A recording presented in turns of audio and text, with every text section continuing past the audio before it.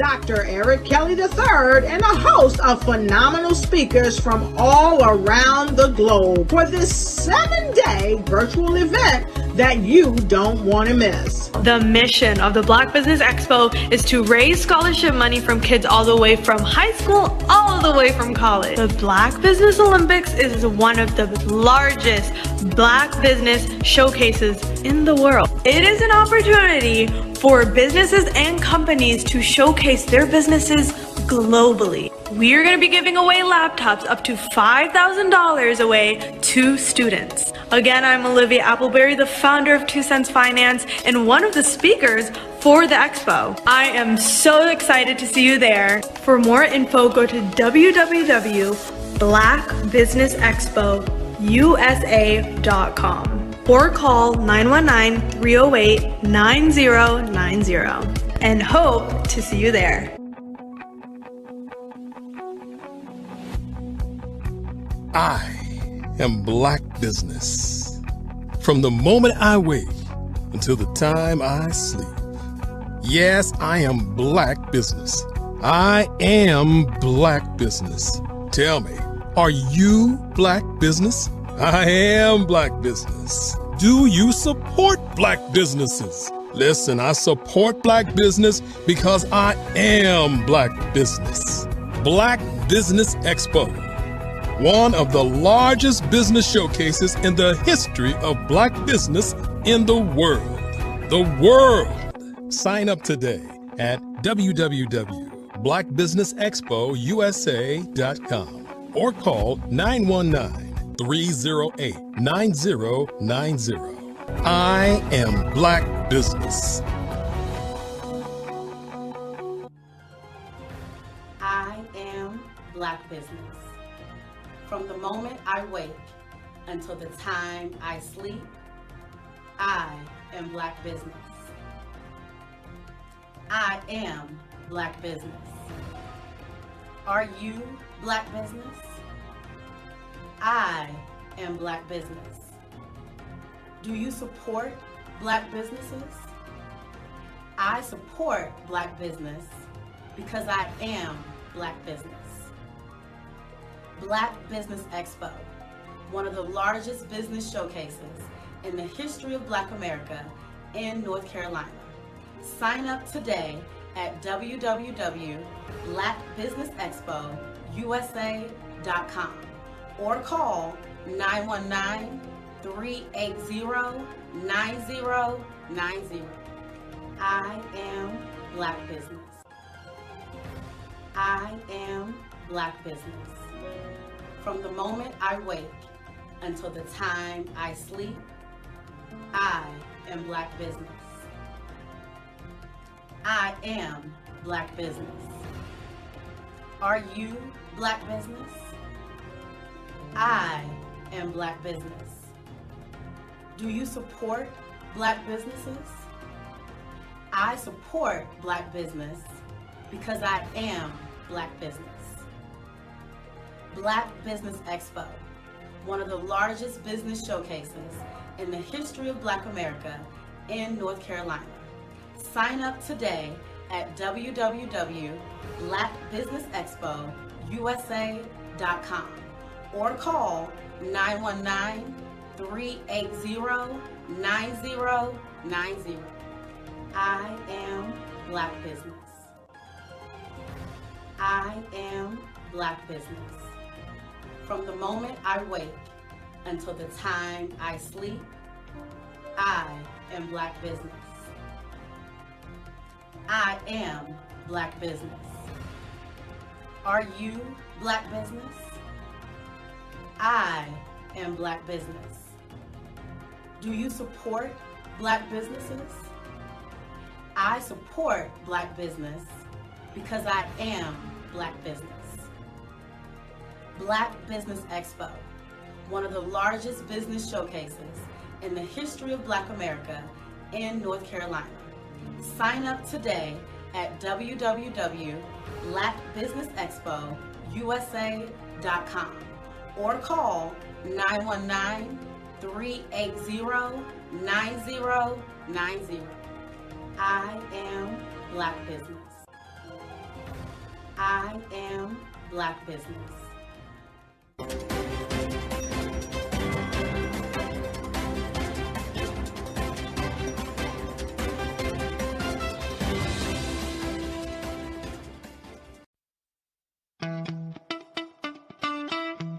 How many times have you been asked to help someone you didn't even know, a student, a business entrepreneur?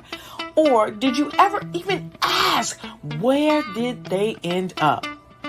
That business, that friend, that entrepreneur. Well, just maybe they ended up in a gang, bankrupt, homeless, or worse, dead. Maybe they turned to crime, drugs, and alcohol. Did you ever wonder? Did you destroy their dream, or was your life always so easy? At the Black Business Olympics, we started a movement to help students complete. Give them hope and foster success. Help them to leave their dreams of providing laptops, computers, and up to $5,000 in scholarship funds. Today, we ask you to help a student, a business owner, or an entrepreneur to realize their dream by sponsoring them, supporting them, and buying from them. Consider this. With $1.6 trillion in our Black community, we only ask for a small donation for our students, our businesses, and our entrepreneurs. And you can change a life today. So I ask you, what are you going to do? Sit on the sideline and watch our students in high school be leaving, miss out on their dream from lack of resources? Or are you going to donate to the movement and change their future and yours as well?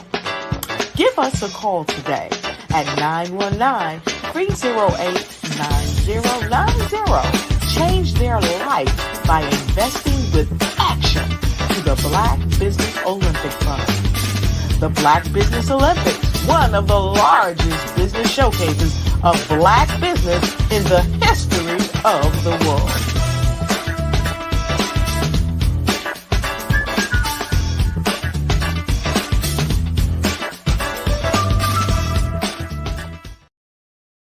Hello, I am Dr. Eric Kelly III, the visionary strategist and founder of the Black Business Olympics. I invite you to showcase your Black-owned businesses on the Black Business Network global stage. The Black Business Olympics is a global Black Business Network platform that propels Black-owned businesses into the international spotlight. By showcasing your business on the Black Business Olympics platform, you can reach a worldwide audience of potential customers, partners, and investors. You can also establish yourself as a thought leader and expert in your field, attract lucrative partnerships, and more speaking engagements. In addition, the Black Business Olympics platform provides a valuable opportunity to connect and collaborate with like-minded entrepreneurs and business professionals from around the world. This can lead to new business opportunities, ideas, and relationships. Finally, by sharing your story and expertise on the Black Business Olympics platform, you can inspire and empower others. This is a powerful way to make a positive impact on the world and leave a lasting legacy. If you are a Black-owned business owner, I encourage you to seize the opportunity to showcase your business on the Black Business Olympics platform. It is a once-in-a-lifetime opportunity to make an indelible mark on the world. Be one of the 1,000 visionary entrepreneurs who are changing students' lives, shaping industries, and leaving an unforgettable legacy for their families. Unleash your voice on our global stage and watch your business thrive. Black Business Olympics is one of the largest Black business showcases in the history of Black business in the world. Yes, the entire world. Just give me a call today at 919-308-9090.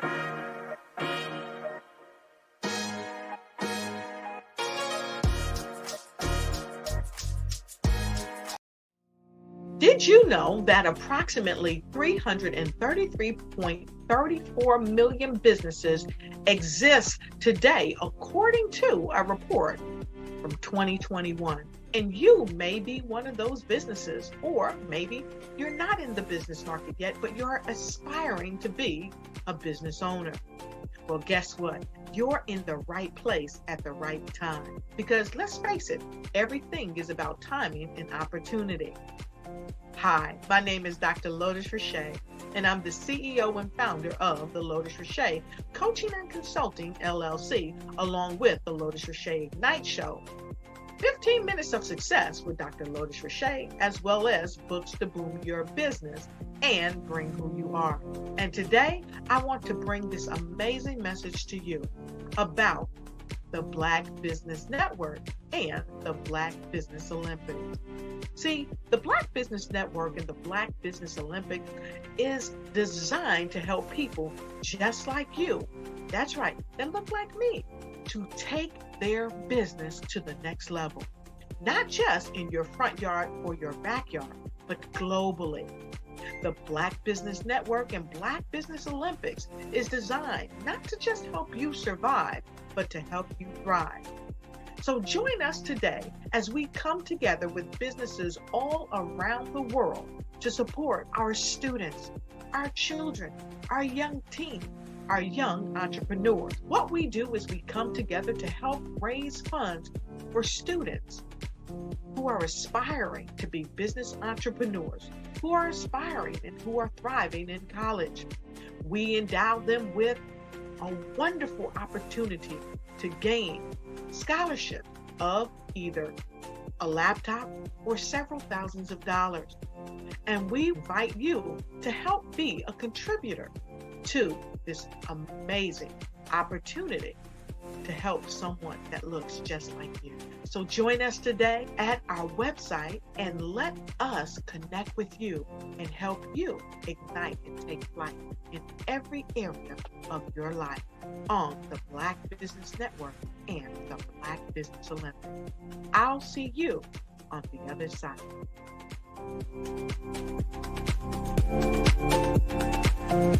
Over the past few years, we've seen the growth of existing and new initiatives focused on financial inclusion, building global networks, and reducing the wealth gap in response to the idea there's not enough seats at the table. Whether their outcomes are to increase the representation of Black executives on corporate boards, ensure an inclusive global economy, or to create new U.S. African commercial pathways, the strategies are often carried out by separate programs. The question is, should they be? With the continent of Africa being home to more than half of the world's fastest growing economies, the youngest workforce, over 400 companies generating more than $1 billion annually, 700 generating more than $500 million annually that are poised for growth, and being the destination of nearly $5 billion in venture capital in 2021. Diversifying U.S. and Africa commercial engagement by building bridges between African businesses and their U.S. diaspora should begin being seen as mutually beneficial. From helping to reduce Africa's enormous capital gap to catalyzing two-way trade opportunities, the COVID-19 global pandemic hopefully has taught us that global challenges and opportunities are more interconnected than we thought. During the pandemic, African companies like Unicorn Flutterwave, insurance provider Reliance Health, ride-hailing app Yasir, and 54Gene, the continent's first bank of DNA on people of African descent, proved that when African companies have access to networks, capital, and information, they grow big, grow fast, and create solutions that are valuable to the world. This is why Be Direct was created. We are the first U.S.-based but African-centric board preparedness and board search company designed to connect U.S. Black talent and corporations to African businesses. Unique and fundamental to Be Direct's success is our process of helping board candidates adapt their experience and networks to an African context before they're connected to high-growth companies that are looking to locally and globally scale. From our focus groups with African business execs and government leaders, we don't ignore the sentiment that business is easy, but people are hard. Having a pool of board candidates with hard-to-access networks and extensive experience across the business lifecycle, including successfully raising capital, is table stakes for an initiative like this. So yes, we have that. But corporate or entrepreneurial success in the U.S. does not guarantee success in Africa. Developed alongside industry partners on the continent, our training program, Be Direct Prep, is designed to transpose their experience to create cultural comfort, understanding, and a commitment to helping businesses in Africa scale.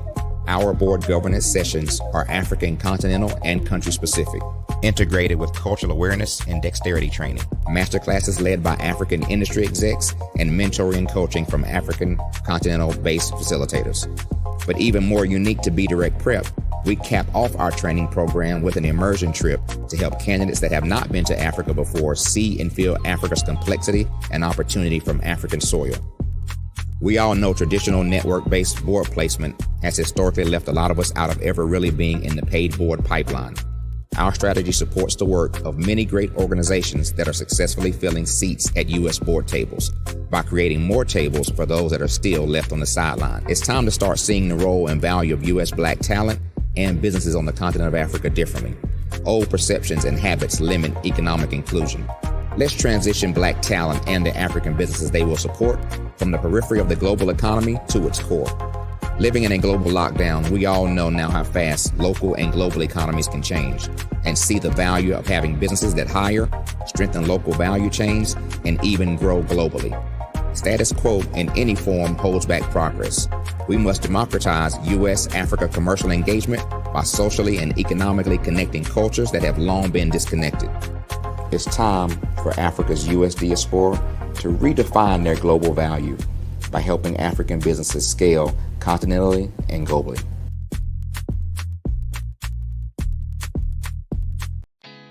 Did you know women represent just 3% of Fortune 500 CEOs and less than 15% of corporate executives at top companies worldwide? Have you wondered what the secrets are to getting into the top ranks, whether in the private or public sector? Do you want to figure out how to stop being held back in your career or passed over for promotion? Then you're in the right place. Hi, I'm Dr. Madeline Ann Lewis, President and CEO of the Executive Women's Success Institute.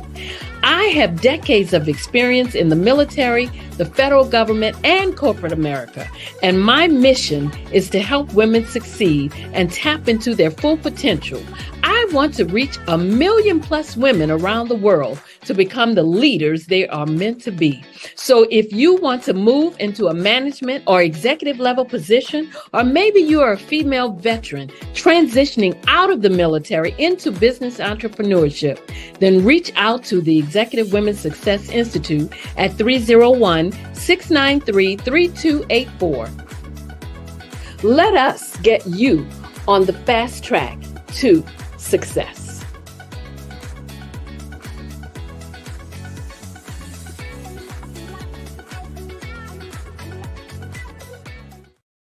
I'm Ramon Ray, founder of Smart Hustle Magazine and smallbiztechnology.com.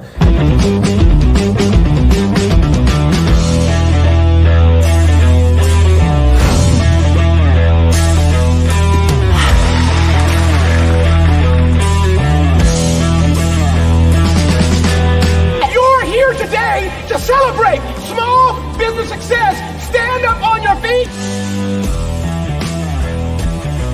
You rocked the house. It was amazing. Didn't we learn? For me, success comes from failure. One thing not to do is shake somebody's hand like this.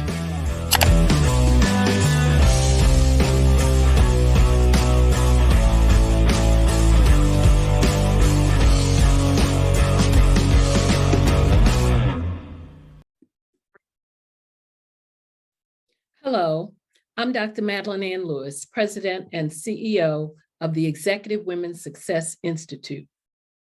And my genius is helping women accelerate the path to success.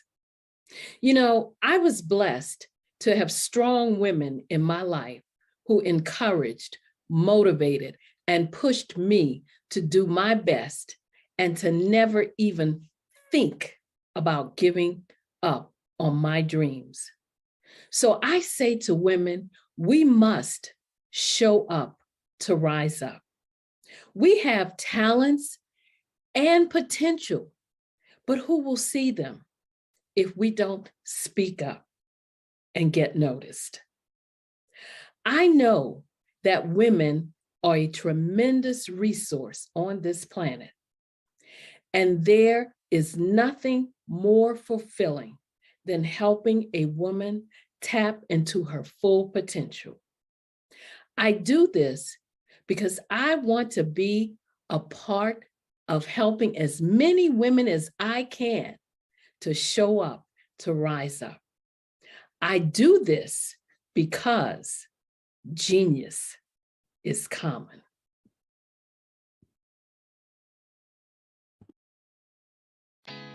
Did you know? Hi, I'm Barbara Smith. Genius is common. My genius is executive coaching and professional corporate training. As the master executive coach and corporate training ambassador for the Genius is Common movement, I help business owners craft their stories in such a way that you know exactly what they do, what they have, and what they bring to the table. Many times as business owners, we are asked, so what do you do for a living? And we could be crushing in our businesses, but we're not quite sure exactly what to say in a short amount of time. Well, I help you take those stories that are the reason why you're in business and why you're so passionate about your business and craft them in such a way that people are drawn to you as opposed to being repelled by you. Because every conversation, every time you talk to someone about your business, you are excited about it. But are you really conveying what you do, what you have, and what you bring to the table? And do really people understand why you care so much and why they should care that you have the solution to their problem? Well, I'm here to help you with that. As a master storyteller, I can help you with your stories and spin them in such a way that they are intriguing and fascinating. People want to listen to you talk about your business. That's why at the Genius is Common movement, I am the master executive coach and professional training ambassador. That's my genius. And genius, oh yeah, it's common.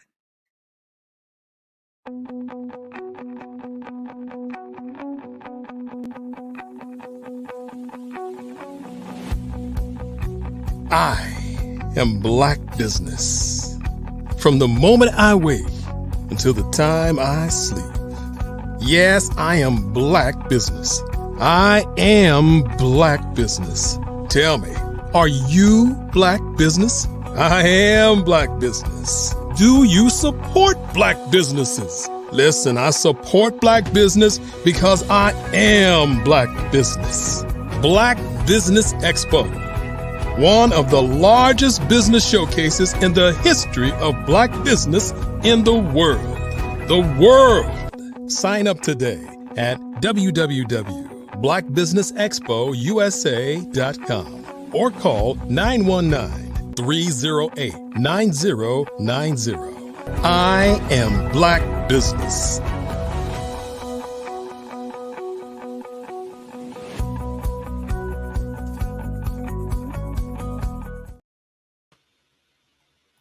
Good day, business owners, entrepreneurs, thought leaders, and corporations.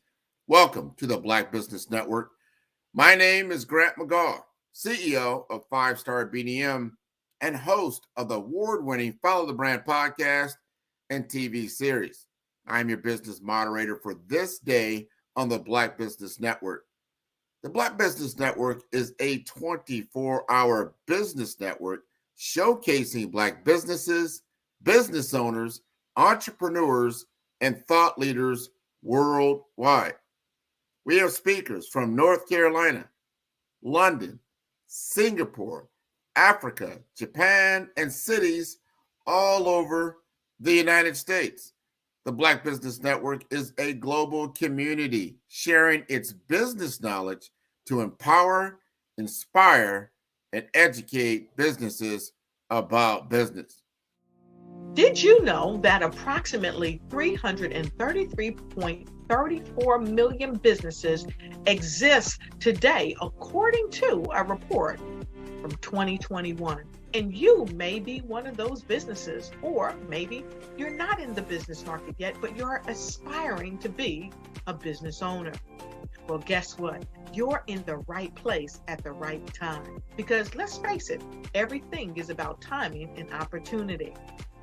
Hi, my name is Dr. Lotus Richey, and I'm the CEO and founder of the Lotus Richey Coaching and Consulting LLC, along with the Lotus Richey Ignite Show.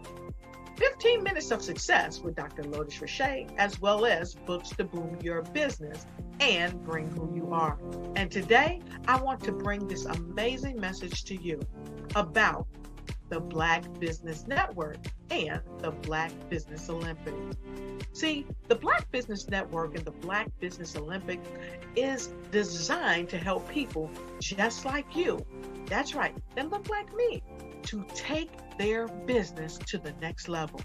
Not just in your front yard or your backyard, but globally. The Black Business Network and Black Business Olympics is designed not to just help you survive, but to help you thrive.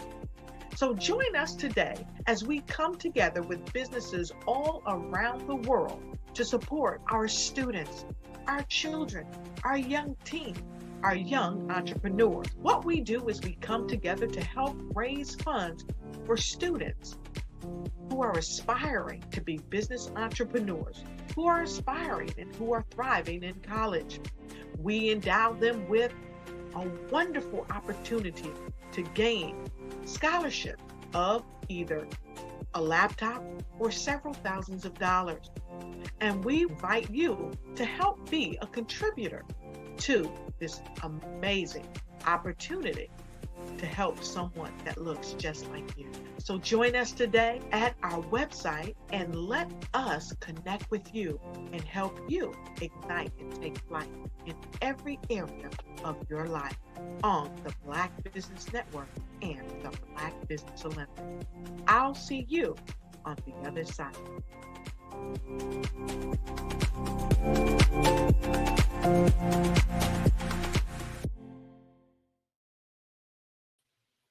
We are back. I want to make sure I remind everybody that we are on the Black Business Expo, and it is with immense pleasure and profound respect that I introduce a luminary in the realm of entrepreneurship and community empowerment, a visionary whose life's work has not only redefined the landscape of Black business, but also enriched countless lives across our nation. We are about to welcome a man whose name resonates with innovation, resilience, and leadership, Dr. Eric Kelly III, the distinguished founder of the Black Business Expo, has dedicated his life to fostering an environment where Black entrepreneurs and businesses can thrive and make their indelible mark on the economy. Dr. Kelly's journey is a testament to the power of dreams and the relentless pursuit of those dreams. His unwavering commitment to community upliftment and economic empowerment has established him as a beacon of hope and a source of inspiration for many. Dr. Kelly's influence extends far beyond the confines of business expos. He's a celebrated author, a passionate humanitarian, and an innovative artist whose multifaceted contributions have significantly impacted the cultural and social fabric of our communities. Let us embrace the spirit of entrepreneurship, community, and excellence that he embodies. Please join me in extending a warm, resounding welcome to the godfather of the Black Business Expo, the one and only Dr. Eric Kelly III. Good morning, good morning, good morning, good morning. Good morning, Dr. Kelly, and how are you this morning? Oh, I'm doing just fine. It's always great when we get an opportunity to look at where we're going, where we're headed. You know, the Black Business Olympics, today's topic is Black business and the culture. And I thought it would be great if we took a moment to look at the past years of the journey just to get to this moment. I think that's very important. You've been doing the expo now for 4+ years, born out of COVID. I mean, well, let's put it like this. The Black Business Olympics has been going on probably about the last 4 years. You have been doing the expo for 30+ years. Just give us a little context of the history as we then hone in on the Black Business Olympics. Well, you know, we first began the Black Business Expo in 1990. It was a vision of my grandmother, Lovella Stansel Kelly, who walked into my office and said that she wanted to do an event to bring Black businesses and corporations together. In that dialogue, she talked about how in the spaces that she was in, and she was a negotiator for AFL-CIO. She was a negotiator at a plant that she worked at. And she said that many times she would hear that it was hard to find competent Black businesses. And so she brought the idea to me, and I really didn't think it was a great idea. You know, sometimes we have to get out of our own way. Sometimes we have to listen. And even though my grandmother had told me early on that I could be anything I wanted to be, you know, I had opened up an advertising agency, and it was very arrogant and very self-serving in terms of thinking about what I wanted to do with my career. And the Black Business Expo was an event that started here in Durham, North Carolina. Our first event had over 93 business owners, and the rest truly is history. My grandmother also said that the main reason she wanted to do it was because I got an art scholarship, and that art scholarship, in her mind, she said, changed how I began to move. It changed how I began to talk. It changed me in terms of, you know, who I was as a young man. And that art scholarship pushed me or moved me toward an advertising agency. And that advertising agency broke records. It was called Kelly Worldwide, and we had a very good run back in those days. Wow, man. Kelly Worldwide. I still like that title. You know, that sounds very catchy. And I know that you had, you know, to be an artist itself is very creative.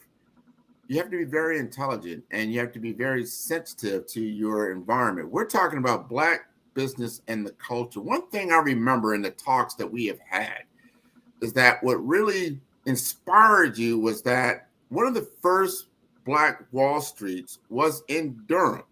It's right there. You were in that area. I mean, and as far as the neighborhood, it was right there. You knew the history of that. Then you're looking around and you're saying, where is the Black Wall Street today?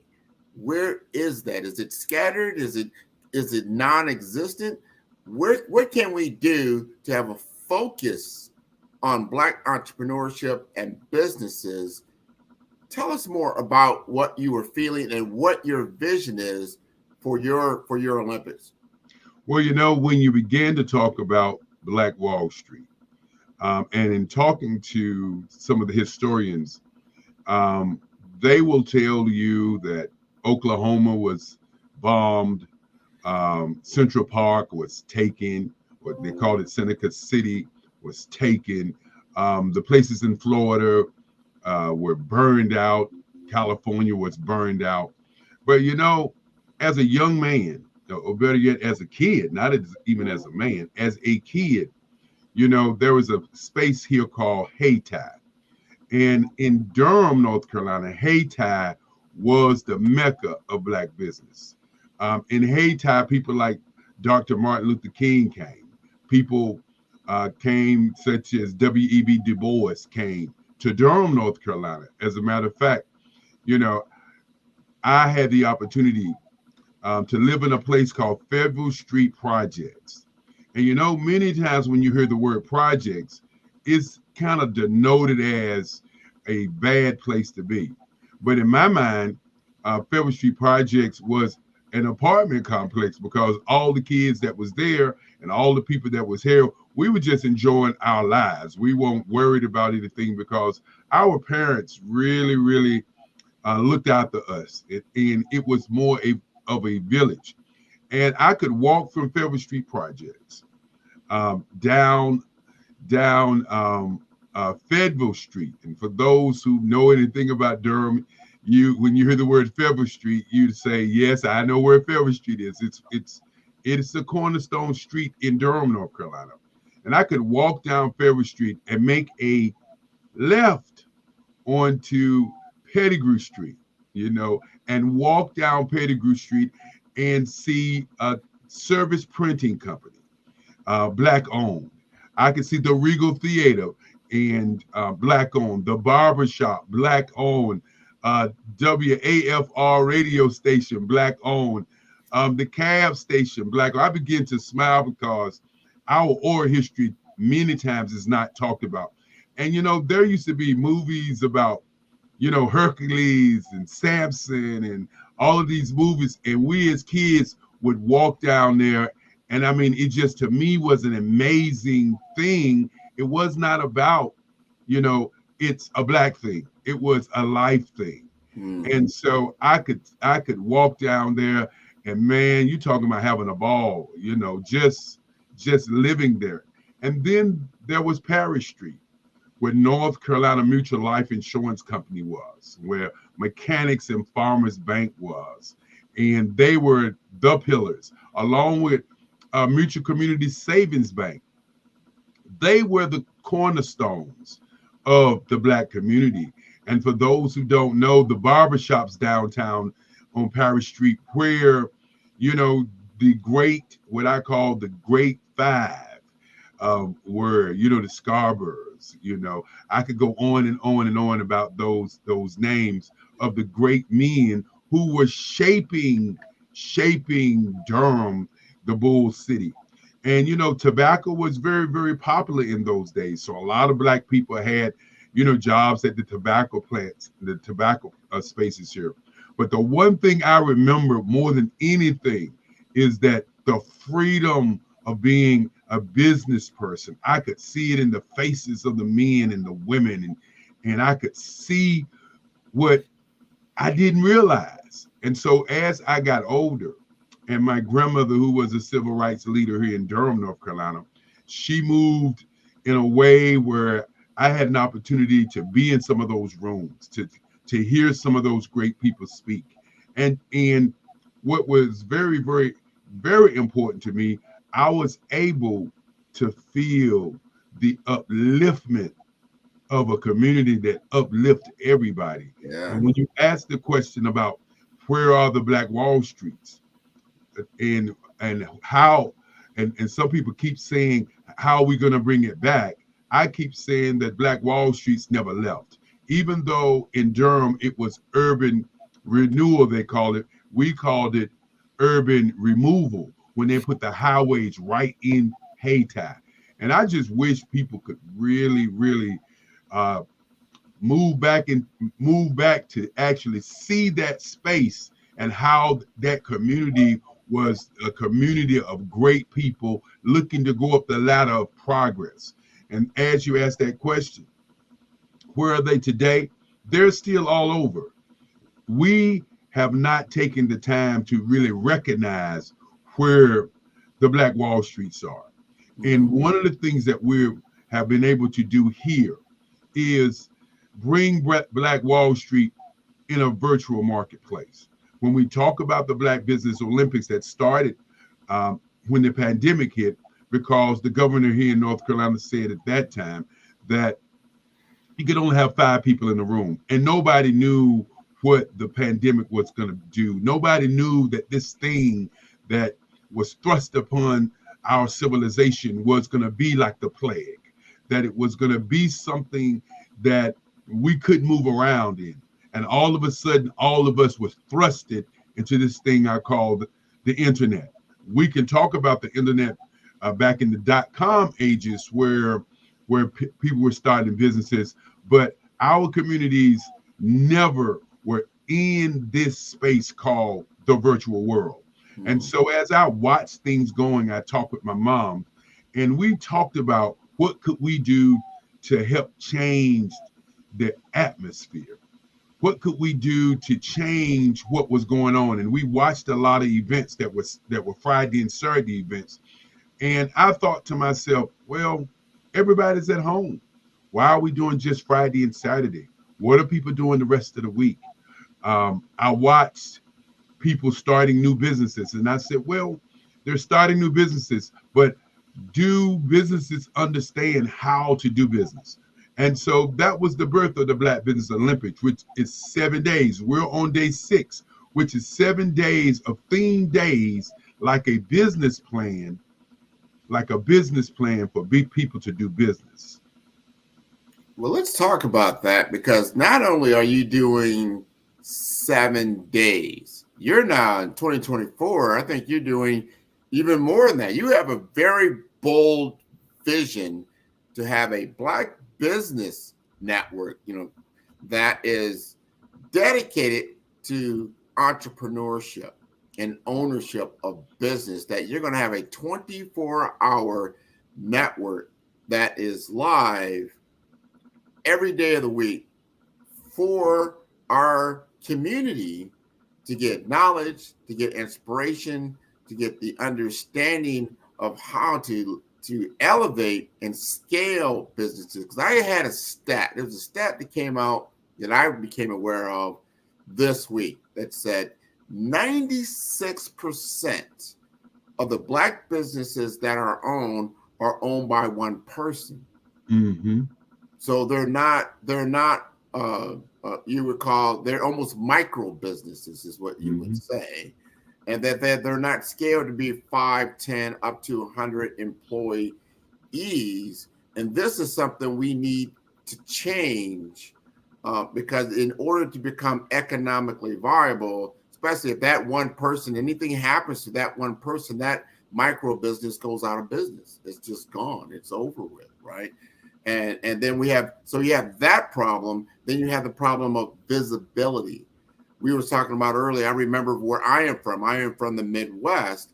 And I remember my mother would tell me about, hey, yeah, we used to walk down. This is Omaha, Nebraska, where I'm from. You walk down Omaha, Nebraska, all the businesses were Black owned. You weren't really thinking about it. But because of riots came in this 1960s, and then when those businesses were burnt out, they were never replaced.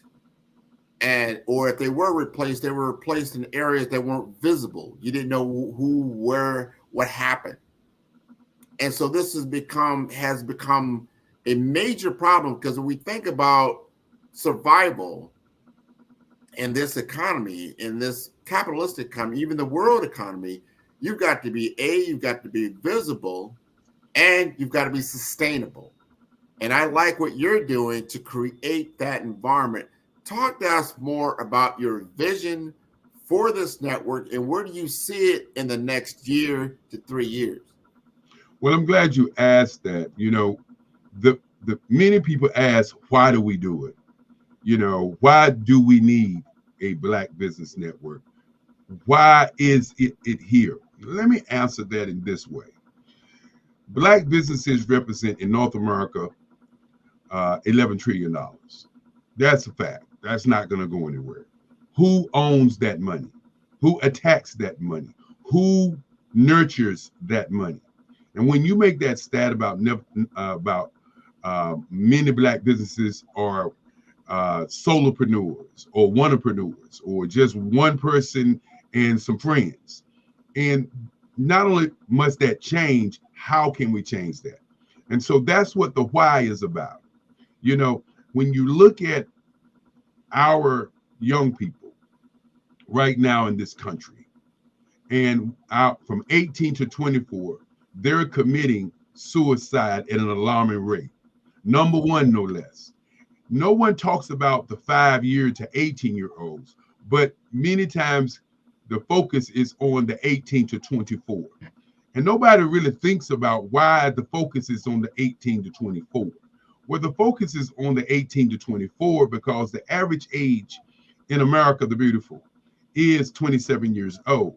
The average age in Europe is 26. The average age in Australia is 24. The average age in South America is 27.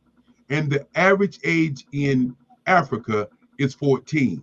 We keep hearing 18, but the average age is actually 14.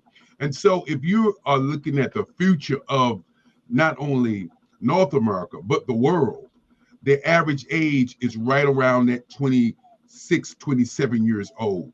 And if our kids are killing themselves or number one in suicide, then something has to change. And that's why we do the Black Business Network, to set in front of our kids the opportunity to sue businesses, to see Black business. Because if you watch regular television, if you watch the CNNs, the NBCs, the CBS, they're all about entertainment. They're all about critical news, crazy news. And so when do our young people get an opportunity to actually see Black businesses who are doing business? And so our brand is Black business. We don't do politics because there's enough politics out there for you to consume. We don't do sex. There's enough sex out there for you to consume. We don't do religion because there's enough religion out there for you to consume. And we don't do the entertainment culture. And so these 4 pillars are where our kids are pushed into each and every day. And they find themselves looking for a way to do something with their lives, and they don't see it. If you're a young man and you can't play football or basketball or be an actor or singer, then what do you do? If you're a young lady and you can't be a singer, an actor, and I hate to say it, a stripper, what do you do? Because those strippers right now are making more money than the lawyers are making. And so what is the choice that you want to make with your life? You want to show your body, or do you want to show your mind? And then when you have so many brilliant Black women in this country, I mean, oh my goodness, our vice president, who was just recently here in Durham, North Carolina, no less. I want to take a pause for that.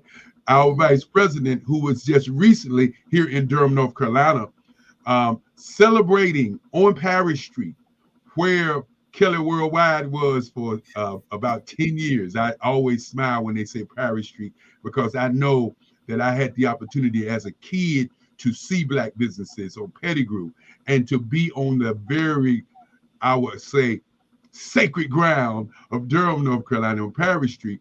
Our vice president was here to celebrate Black businesses right here in Durham on yesterday. I'm doing the Black Business Olympics. I get a phone call. I'm invited to go somewhere. And I said, well, I want to come. Yes, I want to see Kamala. But this mission that I'm on is a mission to change the lives of our students all over the world and to change businesses all over the world. Where do you get an opportunity? Think about this for a moment. Where do you get an opportunity to be global? Where do you get an opportunity to talk to people that you will not meet every day? You're from Oklahoma, but you're in Florida. I'm in North Carolina. Our next speaker, the beautiful, the lovely, the exciting Miss Davis is in Alabama, and she's going to be coming up next. We would not walk into our various cities and meet each other and have a conversation about business if, in fact, there was not a network like this that opens up the doors for people to see and speak to each other and build business around the globe. And so when you begin to ask the question, what is the future like? The future for the Black Business Network, the Black Business Olympics, is to do 365 days live, 24 hours a day. I want to say that again, 365 days live. Now, our streaming network, which is bxtv.org, will be streaming the Black Business Expo live in two parts, one recorded and one live. And right now, our strategy is to do 2 times this year. As last year we did once a month. The previous year we did every other month, and then we did quarterly, and then we did one. And so our strategy is for next year to do 3 times a month, and then the following year to do 4 times a month. So in 3 years from now, we plan on being up and running, doing it live, allowing Black people as our ancestors, the shoulders that I stand on, the shoulders of the Martin Kings, the shoulders of the Mandelas, the shoulders of the Marcus Musea Garveys, the shoulders of the Fannie Lou Hamers, the shoulders of the Madam C.J. Walkers, and the list goes on and on. We were going up the ladder of progress to show Black people in their greatness, and that is what the Black Business Network is all about, to show ourselves in our greatness all over the globe. Our business, just like Microsoft, just like Coca-Cola, just like Pepsi-Cola, is Black business. That's our secret sauce. It's not against any other ethnic, any other culture around the world. It is just that our brand is Black business. So that's all Black-owned businesses. I want to be very direct, because many times when you do something as a Black community, it's always said that we're racist when we come together, but all other races have their own networks. CBS is never called racist. NBC is never called racist. Coca-Cola and Pepsi-Cola is not called racist, because everybody gets an opportunity. And on our network, everybody gets an opportunity. But this is the thing that I think nobody thinks about. If there is $11 trillion in America the Beautiful, and that $11 trillion was harnessed to put in the hands of Black businesses in North America, then we wouldn't need to go anywhere in anybody else's cultures to run or to build what we need to build. If you think about this for a moment, Grant, there are 1 billion Black people in the UK, combined in the UK, in South America, in North America, in Australia. We're talking about combined in Jamaica, in Trinidad, and all of these other countries. And then there's another billion Black people just in Africa. Think about what I said. 1 billion everywhere else, but 1 billion in Africa. We must begin to reach out and bridge that gap so that we, as not just Black people, but as people, can change the world. That's very, very powerful. And it's very, very doable. We have the tool set now. We have the skill sets. And I've seen all this. What I have seen is a lack of, and I'm going to say it's a lack of, it's just, it's attention and focus. So what you kind of alluded to, and that's mindset. Having the mindset of understanding, especially as I live right here in the United States of America, and understanding the game of life that is played here. What is the game of life? It's a capitalistic society. That is the monopoly game, that game of life. You need to understand how to play the game. You've got to know how to get around the board of life, accumulate assets, true assets that go up in value, like real estate, like insurance, like stocks, things of this nature. These are the valuable things. This is mindset. So you understand a business that you own is a valuable thing to have.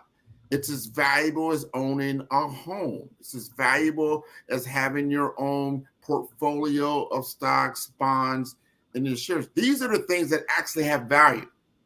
Some people don't have the mindset to understand it. It's not Your cars usually depreciate over time. The clothes you have, they're going to depreciate. The jewelry you get depreciate. All these things that you say they're, especially our economy, like pushes at you, like a lot of those things don't really have any intrinsic value. And when you start to understand how to get capital for your business and what banking institutions, financial institutions, they look at what your assets are. Your assets are going to be in your company. It's going to be your intellectual property, what you can create.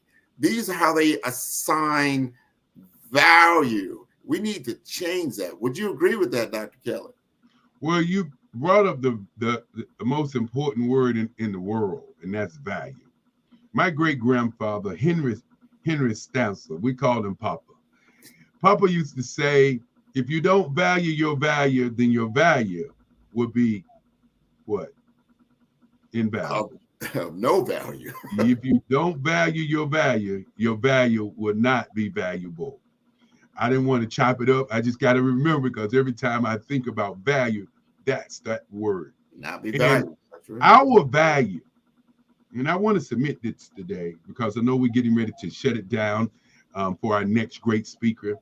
But our value right now is our youth. Our value right now is getting them to understand that this world is theirs now. You know, we have to get away from what I call the old leadership of the old preacher, the guy like myself. And I'll point the finger at me because I am every day looking for young people to run this race. I say in many meetings that I have that I should not be sitting in this chair. You know, being 67 years old, I should not be sitting in this chair. This chair, when I talk about this chair, I'm saying that a young person at the age of 18, 19, or 22 years old should be running this race because it's truly their race. But because of radio, television, rap, because of the culture that we're in, our young people are pushed in so many different ways until they don't see this as a valuable source of success.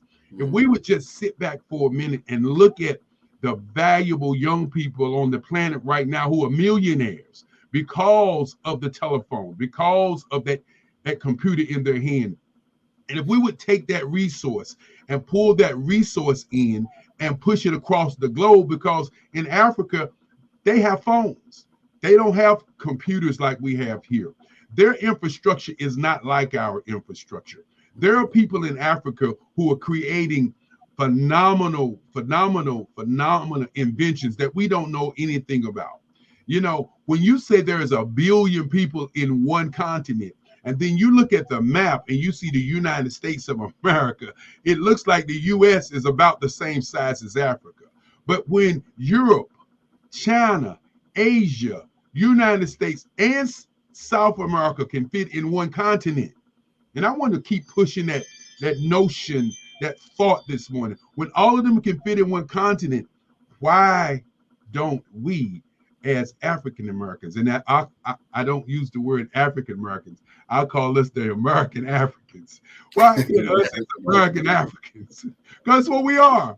Because my daddy is African. My daddy ain't America, even though I love America. I'm sure I'm going to get some pushback today. I'm going to get some calls. But why can't we as American Africans move around the globe to all the continents and share our beauty, our grace, our ability, and our intelligence? And I know we have 2 minutes to go, Grant, and I know we could talk all day. We may get another chance to continue this at 10 o'clock. But as we have to say, I love time. You know, I say the hardest thing for you to do on the planet is to wake up. I want you to check that out. Think about it. That's the hardest thing to do, is to wake up. Once you wake up, you can get up and you can make a change. And with that being said, I'm going to go ahead and let me out of here by saying genius is common. And I'll see you on the other side. The other side. Man, that was wonderful, wonderful, wonderful. The Black Business Expo's mission is to raise funds for high school seniors going to college or K through 12 entrepreneurs. This expo is a fundraiser for students, and you may go to blackbusinessexpousa.com to donate to the scholarship fund or use the Cash app that's on the screen below. That is $BBXUSA. Our goal is to give laptops at up to $5,000 to 10 students. And students, you can register online at blackbusinessexpousa.com. Every dollar counts. So we want to remind you to donate to the scholarship fund. We want to thank our Black Business Expo USA sponsors for February 2024. NC100, Moody Capital Partners, Suede Soul, 5-Star BDM Media, Lotus Richey Coaching and Training, Carolina, Virginia Minority Supplier Development Council, Step Management, Hello LLC, BHS and Associates, Margie McLean Foundation Incorporated, Genius is Common, Earth Essentials, Milani Shani Global, Executive Women's Success Institute, The Quality Coaching Company, Superwoman Business Services, Creative Force Studios, Lee Entertainment, Artistic App Design, Black Business Expo USA. Genius is common, and I'll see you on the other side.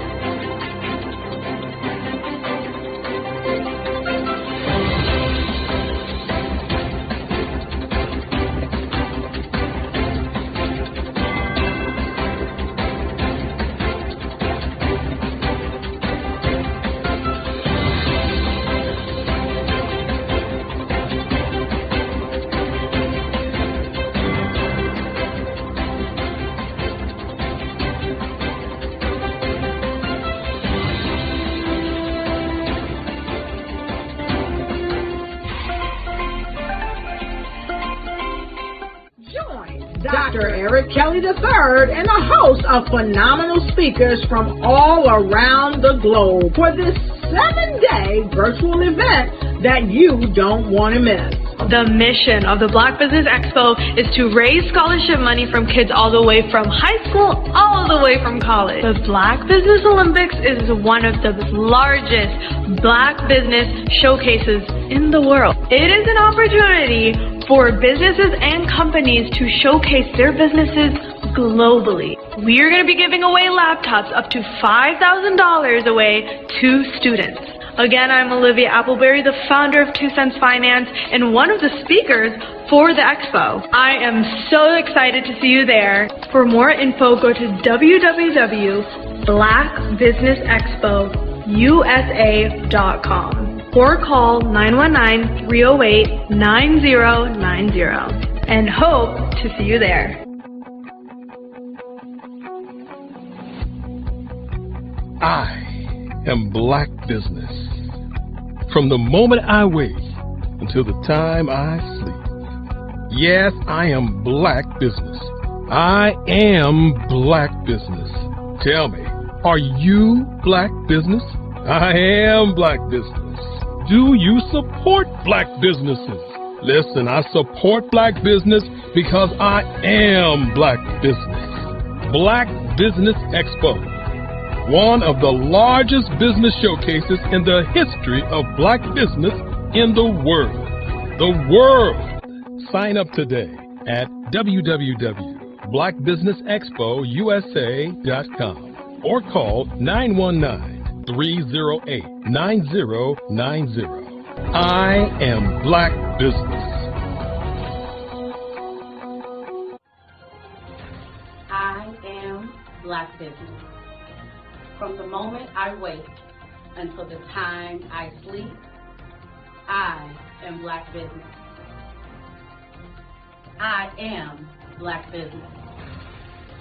Are you Black Business? I am Black Business. Do you support Black businesses? I support Black business because I am Black Business.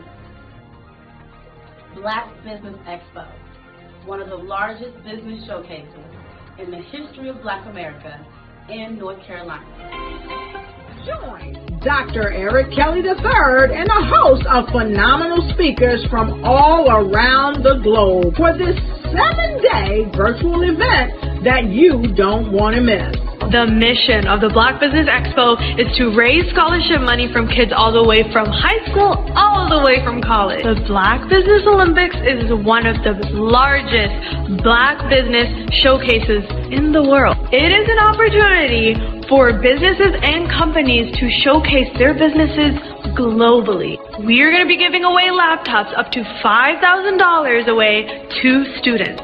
Again, I'm Olivia Appleberry, the founder of 2 Cents Finance and one of the speakers for the expo. I am so excited to see you there. For more info, go to www.blackbusinessexpousa.com or call 919-308-9090 and hope to see you there. I am Black Business. From the moment I wake until the time I sleep. Yes, I am Black Business. I am Black Business. Tell me, are you Black Business? I am Black Business. Do you support Black businesses? Listen, I support Black business because I am Black Business. Black Business Expo, one of the largest business showcases in the history of Black business in the world.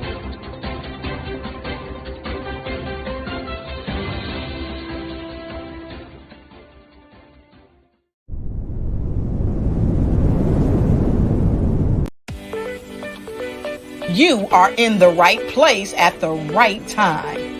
The Black Business Network opens again for its Black Business Olympics, a 24/7 broadcast on business, strategies, global branding, social media marketing, finance, advertisement, and much, much more. Featuring the top, most powerful entrepreneurs and speakers and thought leaders from all around the world as they gather together for this phenomenal event. Join the Black Business Network streaming live into the metaverse, STEM City, USA, Black Multiverse, Pod TV, Roku, Hulu, iHeartRadio, Apple TV, YouTube, TikTok, Instagram, Google Podcasts, Facebook, LinkedIn, IBM TV, Spotify, and Twitch. Tune in today and be a part of this amazing movement. The Black Business Olympics welcomes you.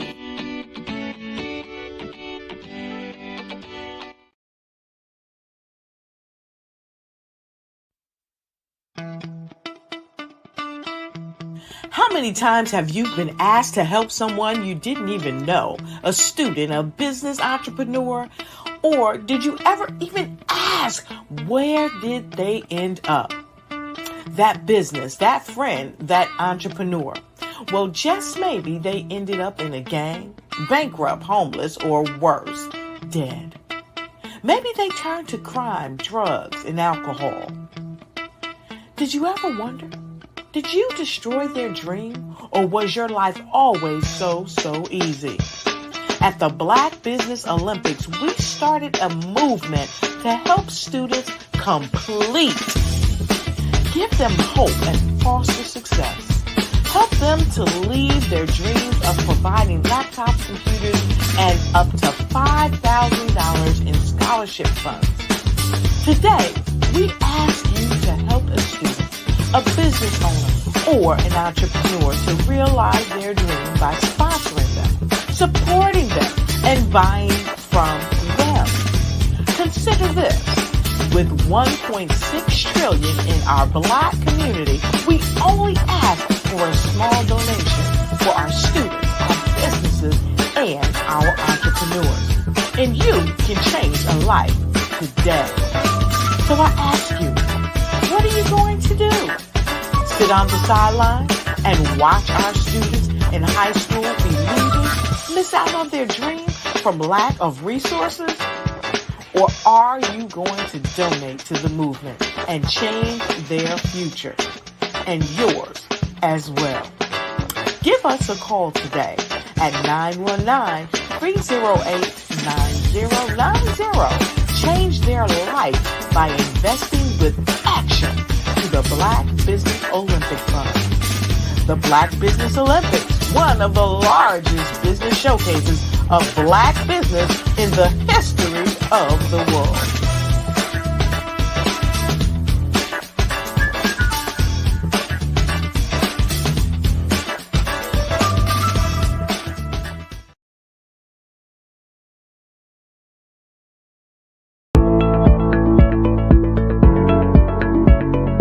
Prepare for what's coming and dominate in economic winter. Stand strong and thrive by showcasing your great products and services globally through the Black Business Network and Black Business Olympics. The Black Business Network has showcased over 2,000 companies with over $7 billion in sales each year. Over 10 million attendees have viewed the rebroadcast each month. Through the Black Business Olympics, unique styles of business training and mentoring are turning students into business owners and entrepreneurial warriors who will dominate in any economy. Gain the ultimate advantage of the Black Business Olympics, 7 days of unbelievable topics and speakers speaking around the globe. Donate your time and experience to provide expertise and scholarships to students worldwide and change the world. Now, more than ever, new insights, tools, strategies, and capabilities are needed. This is your chance for a major presentation to the world. Fill out the form and join the more than 2,000 speakers who have presented to over 200 countries.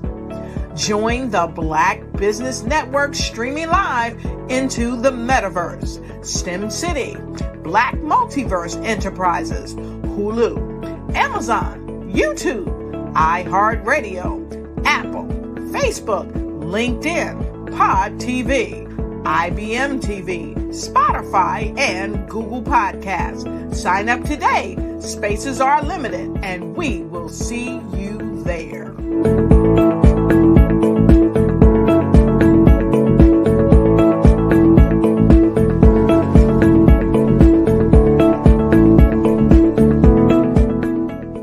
Sometimes you got to hear the news from the Black perspective, and more specifically, Black publishers. And that's exactly why you have to download the Hey Tie app, the largest mobile app delivering breaking news, videos, and podcasts from 200 of your favorite Black publishers. Yes, 200 Black publishers delivering news as it happens, literally all in one app. Go to HAYTI.com or download the app in the Google Play Store or Apple App Store. It's completely free, along with information that you can trust, so go check them out.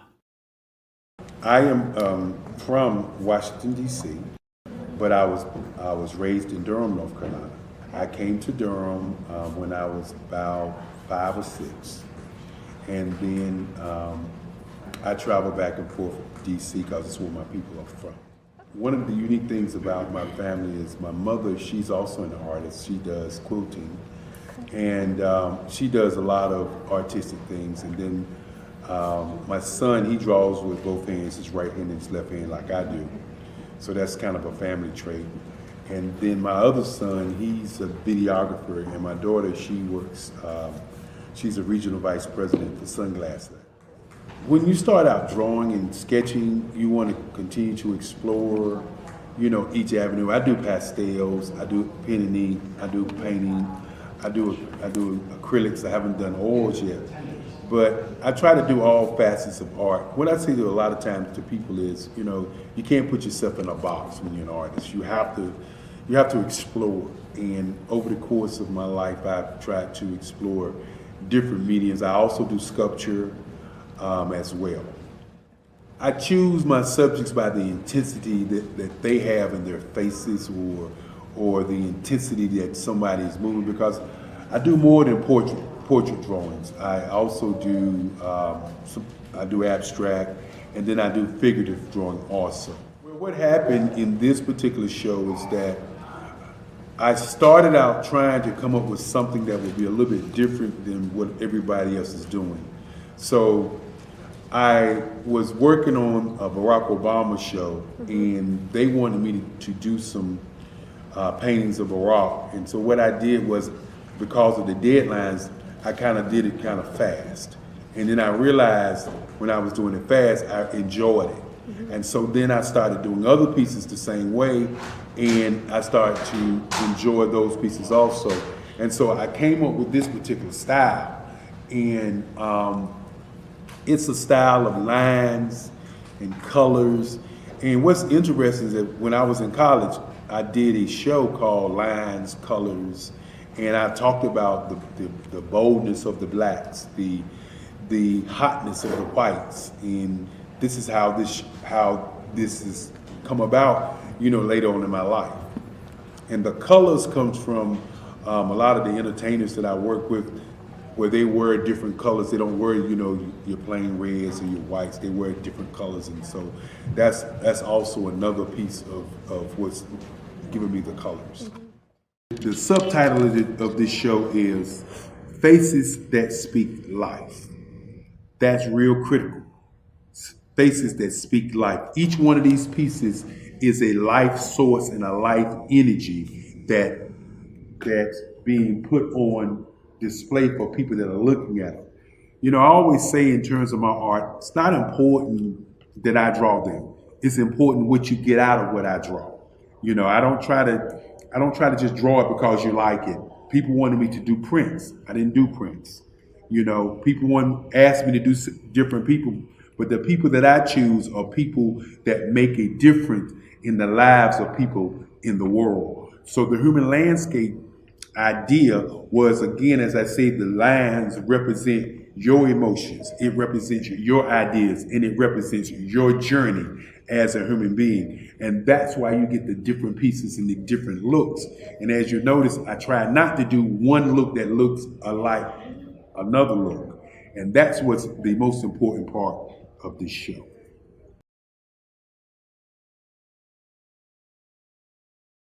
Absolutely.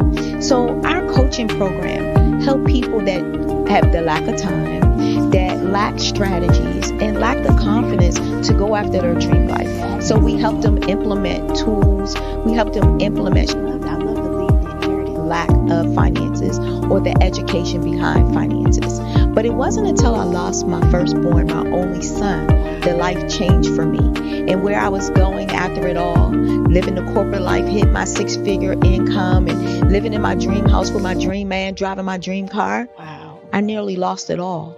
When I lost my son. And so I realized it only takes one financial catastrophe that can change your entire life. That's what made me start All New Beginnings. Because no matter what's going on in life, there's a new beginning.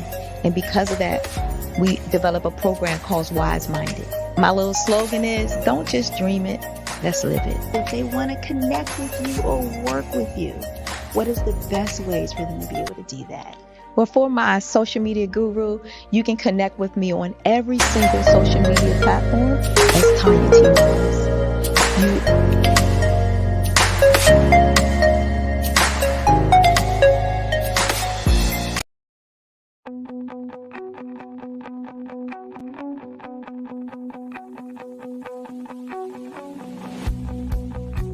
I am Black Business. From the moment I wake until the time I sleep. Yes, I am Black Business. I am Black Business. Tell me, are you Black Business? I am Black Business. Do you support Black businesses? Listen, I support Black business because I am Black Business. Black Business Expo, one of the largest business showcases in the history of Black business in the world. The world! Sign up today at www.blackbusinessexpousa.com or call 919-308-9090. I am Black Business.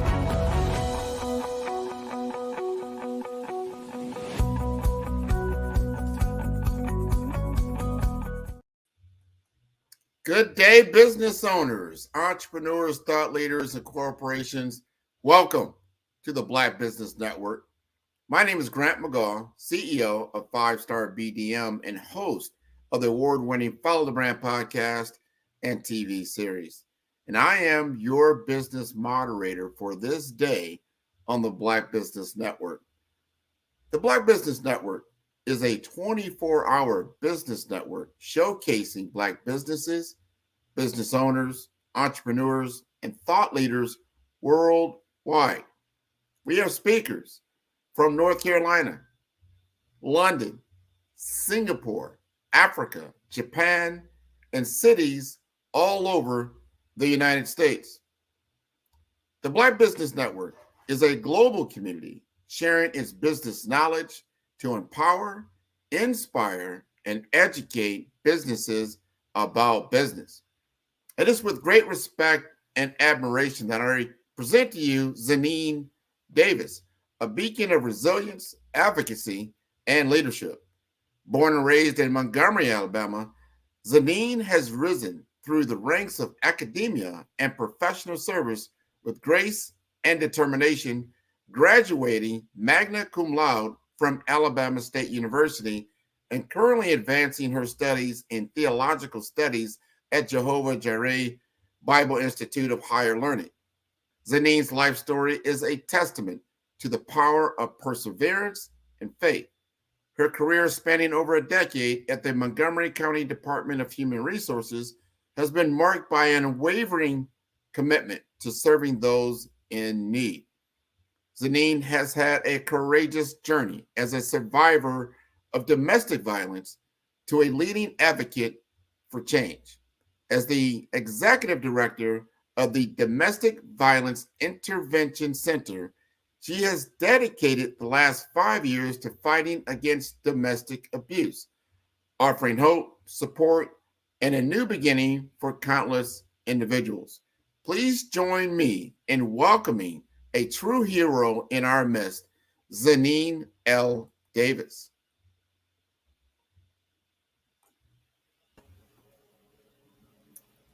Good morning. Good morning, Zanine. How are you? I'm doing great. Thank you for asking. How are you? I'm doing wonderful. Genius is common. Oh, look like she popped off. Hopefully she will return here in just a moment. But she is talking about a very, very important topic around domestic abuse. And here she is. Zanine. Yes, I'm back. All right. I'm glad you are back. You're going to talk about a very important topic around abuse, domestic abuse. And I think this is very, very important. So I'm going to give you the mic. Genius is common, and I'll see you on the other side. Thank you. Good morning, good afternoon, good evening, depending on where you are. I'm so grateful to be able to speak with you this morning. Again, my name is Zanine Davis, and I have the privilege and the honor of serving as the executive director of the Domestic Violence Intervention Center. And so I want to talk with you all this morning. Briefly, I'm going to give you a little bit of history about myself, and then I'm going to just take you along this journey with me that I have gone on and how I ended up where I am now, and also how I kind of got on this path to entrepreneurship. So again, I'm Zanine L. Davis. I'm a born and raised in Montgomery, Alabama, current residents of Auburn, Alabama. And so just honored to be able to share with you this morning. And so I grew up in very humble beginnings, and so I'm always telling people it doesn't matter where you start, it's how you finish, because I grew up in very humble beginnings. I grew up in a very small neighborhood in Montgomery, Alabama. It was one circle and about 4 streets, so called Macedonia. And so grew up in a small trailer home. My dad was a brick mason. And so he later on, did some work to the house and things like that. But grew up in very, very humble beginnings, very humble beginnings. Went to Jefferson Davis High School. Y'all, got put out of high school my very first year, 10th grade, got expelled. And so thankfully, I went back and tackled my education and was able to finish up at Jeff Davis, and then went on to didn't go straight into college. Sometimes life happens and we veer off, and that's kind of what I did. I didn't go straight into college. And so again, all of that to say, it doesn't matter how you start, it's how you finish. And so finally decided to go ahead and get in college and pursue my degree, and I went to Alabama State University in Montgomery, Alabama, finished there, and then began my career at DHR in Montgomery, Department of Human Resources. And so I was there about 10 years, and the last part of my career was spent working in foster care. And so that was some very difficult work. But I know now that all the positions I held and all the experience I gained, even at DHR and other jobs that I've had as well, it was just training ground. It was training ground. And so even at DHR, I worked some very, very tough cases, having to remove children and also reuniting children and building new homes for children when they're going into foster care and things like that. And so just doing a lot of difficult work, but staying the course and being able to gain the experience that I needed. Didn't know I needed it, but I needed that experience for where I am now. And so, fast forward, I relocated to this area where I am now, and really didn't know exactly why I was relocating, but I just knew that I needed to relocate. And I started out at the domestic violence program here in town. Started out as a shelter coordinator, basically just kind of overseeing all things shelter, making sure that clients were getting services that they needed, making sure they were getting like counseling and case management and child advocacy and things like that. And then, of course, making sure that, the shelter stayed stocked with things and groceries and supplies and just different things like that, and just an array of responsibilities. And so I was doing that probably about 4 months before there became another opportunity to be elevated. And so how many of you know that when you're in the right place at the right time, elevation will come? And so about 4 months into that position, there was an opportunity to be elevated to a program supervisor. And I have to admit, I wasn't sure. I had done a little supervising at DHR, but not a whole lot, only about 6 months worth of experience in being a supervisor. And so I wasn't 100% sure, but I went ahead and I took a chance. And so I stepped off into that position. And in that particular position, being able to oversee all the programs of the agency, all the programs, and just making sure that the programs were being run correctly. And then still working one-on-one with victims of domestic violence and still making sure that they were well taken care of and that they had the things that they needed to start over. And so I stayed in that position only for about another 2 months. 2 months. And within those 2 months, there was yet another opportunity to elevate. And that is how I ended up being the executive director of this wonderful agency. And all of that to say that being a domestic violence survivor, that means so much to me. And I love to share with others that, again, it doesn't matter where you start, it's how you finish. Because everything that we go through, not just the bad, not just the good, but also the bad, all of those things we can be used. We can take it and use it for purpose. And so just speaking to even our young people, because I was very young when I first started going through intimate partner violence. And that's sad to say, but it's the reality. It's the reality. intimate partner violence, domestic violence go. It has no age limits. It doesn't discriminate. It doesn't matter the age. It doesn't matter the race. It doesn't matter your sex. It doesn't matter. It attacks, and we see it in all of our communities. And so being a domestic violence survivor and being able to assume the position that I am in right now, it means a whole lot. And so it just goes to show that there's no limitations to what you can do when you put your mind to it and believe in yourself and just know that you are able and well capable. And so I just encourage everyone to pay attention. Number one, pay attention, because domestic violence is real. That's the first thing. Domestic violence is real. Many of our youth experience domestic violence, especially during high school. And so we have to pay attention. That's the first thing. And then the second thing is to also know that there is always help available. And so maybe you're not in my area, but no matter where you are across the state, across the nation, there are programs all over that are willing and able to assist anybody that is involved in domestic violence situations. But I'm just grateful that I was not only able to survive domestic violence, but I am in a position now where I am thriving, and I am able to share on a consistent basis with individuals and businesses and communities, and to be able to just be a pillar, be the face of domestic violence, to be the face of advocacy, and to be able to show and tell others that, hey, when you come out, there's so many things that can be done. There's so many people that we can help once we've come out of these situations and have healed from these situations.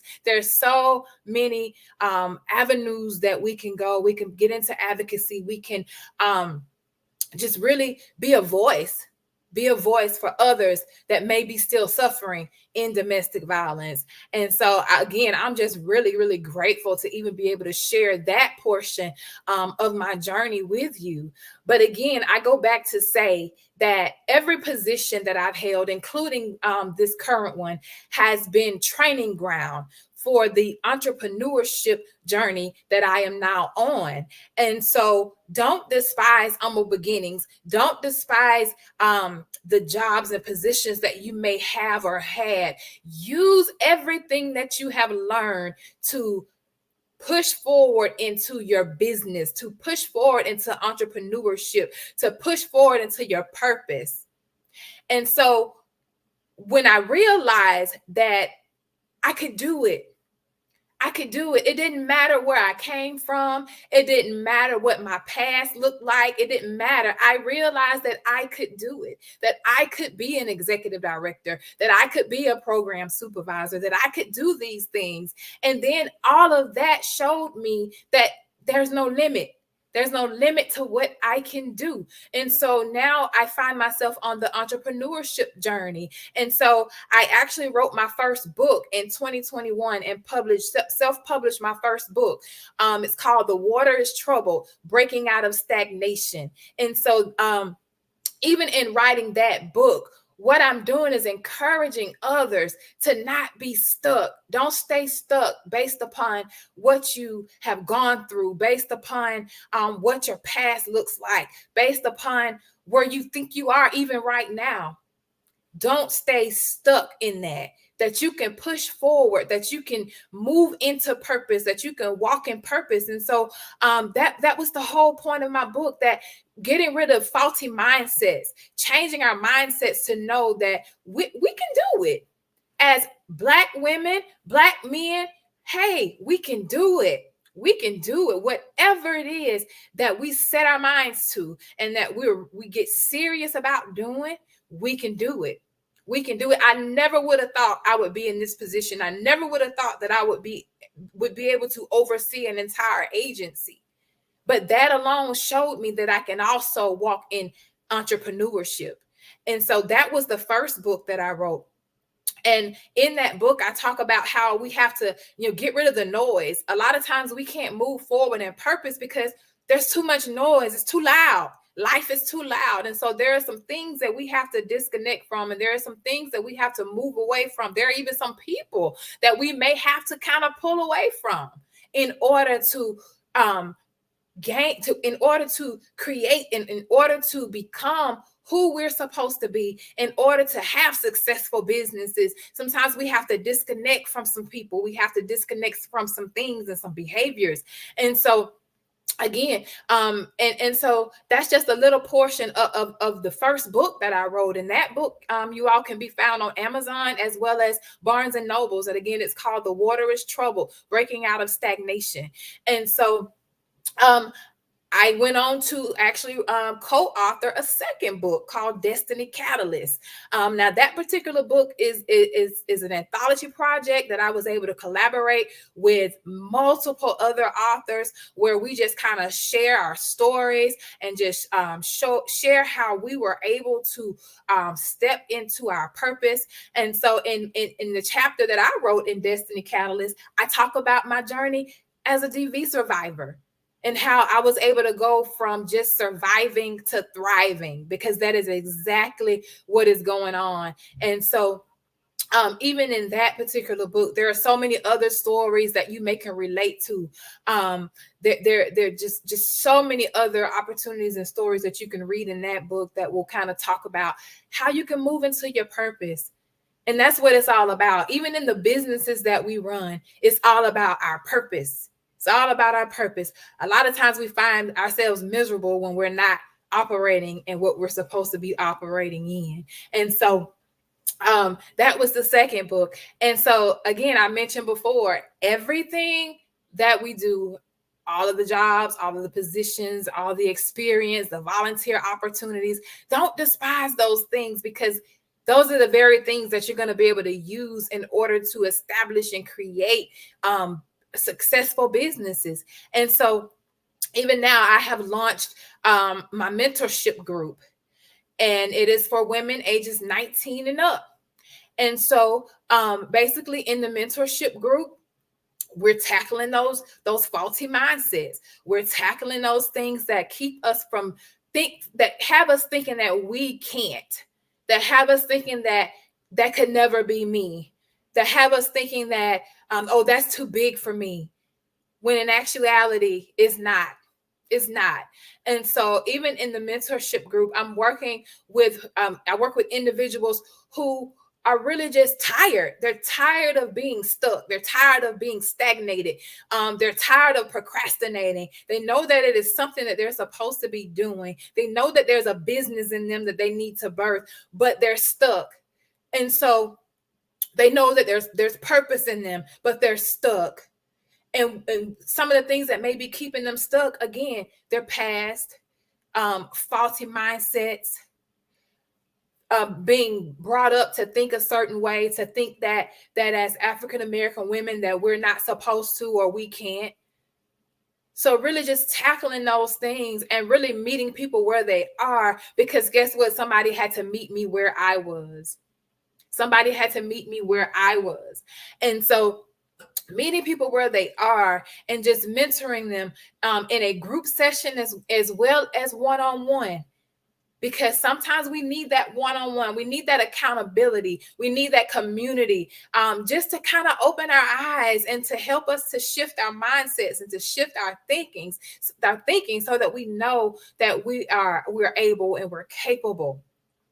And also to gain tools and just to really just connect and allow ourselves to be poured into, and to just to be able to come together and really just work through these things. And so again, my mentorship group is called Empowered to Be Free.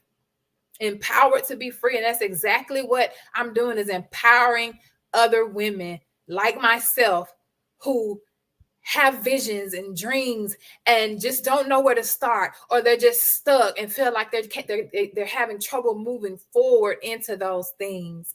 And so I would love to connect with you if you are a woman who is age 19 or up, and you're just looking for just that mentorship group, that mentorship. You need somebody that was going to give you, that's going to hold you accountable, that's going to walk this thing out with you.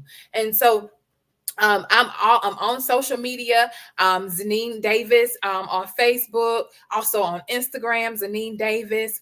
I also have an email address that you can reach me at is zldempowers@gmail.com. You can also go, if you go on the Facebook page, again, Zanine Davis, you'll be able to find all of my links in the About section. You'll be able to book a clarity call with me where we can just kind of get on a call and just talk through it, because I want to make sure that I'm the best person for you. And I want to make sure that, I'm a good fit for you. And so you can go in there, you can book a free clarity call, and we can just kind of talk about some things and just see where we are and what we want to do moving forward.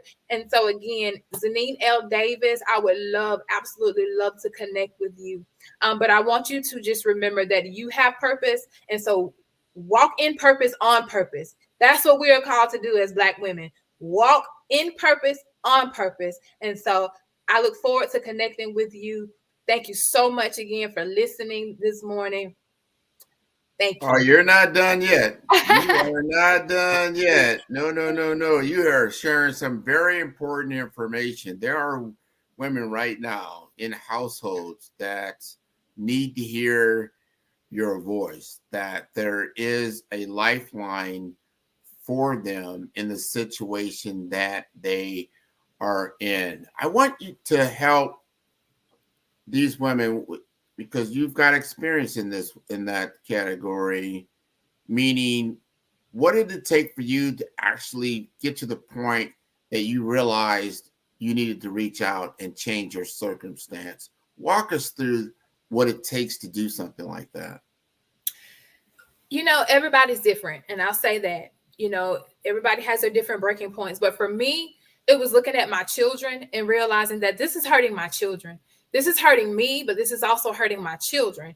And so I didn't want my son to grow up thinking that that was okay. I didn't want my daughter to grow up thinking that that was okay. And then I also, when I began to feel like I didn't want to live anymore, and I knew that was it. That was the breaking point. That I was like, no, this can't be right. There has to be more to life to this. But it also took for me to let others into my circle who I knew had my best interest at heart. I had to open up. I had to let people know what was going on. And it was those people that grabbed a hold of me and showed me, hey, there's life on the other side of this. Like, this is not how life is supposed to be.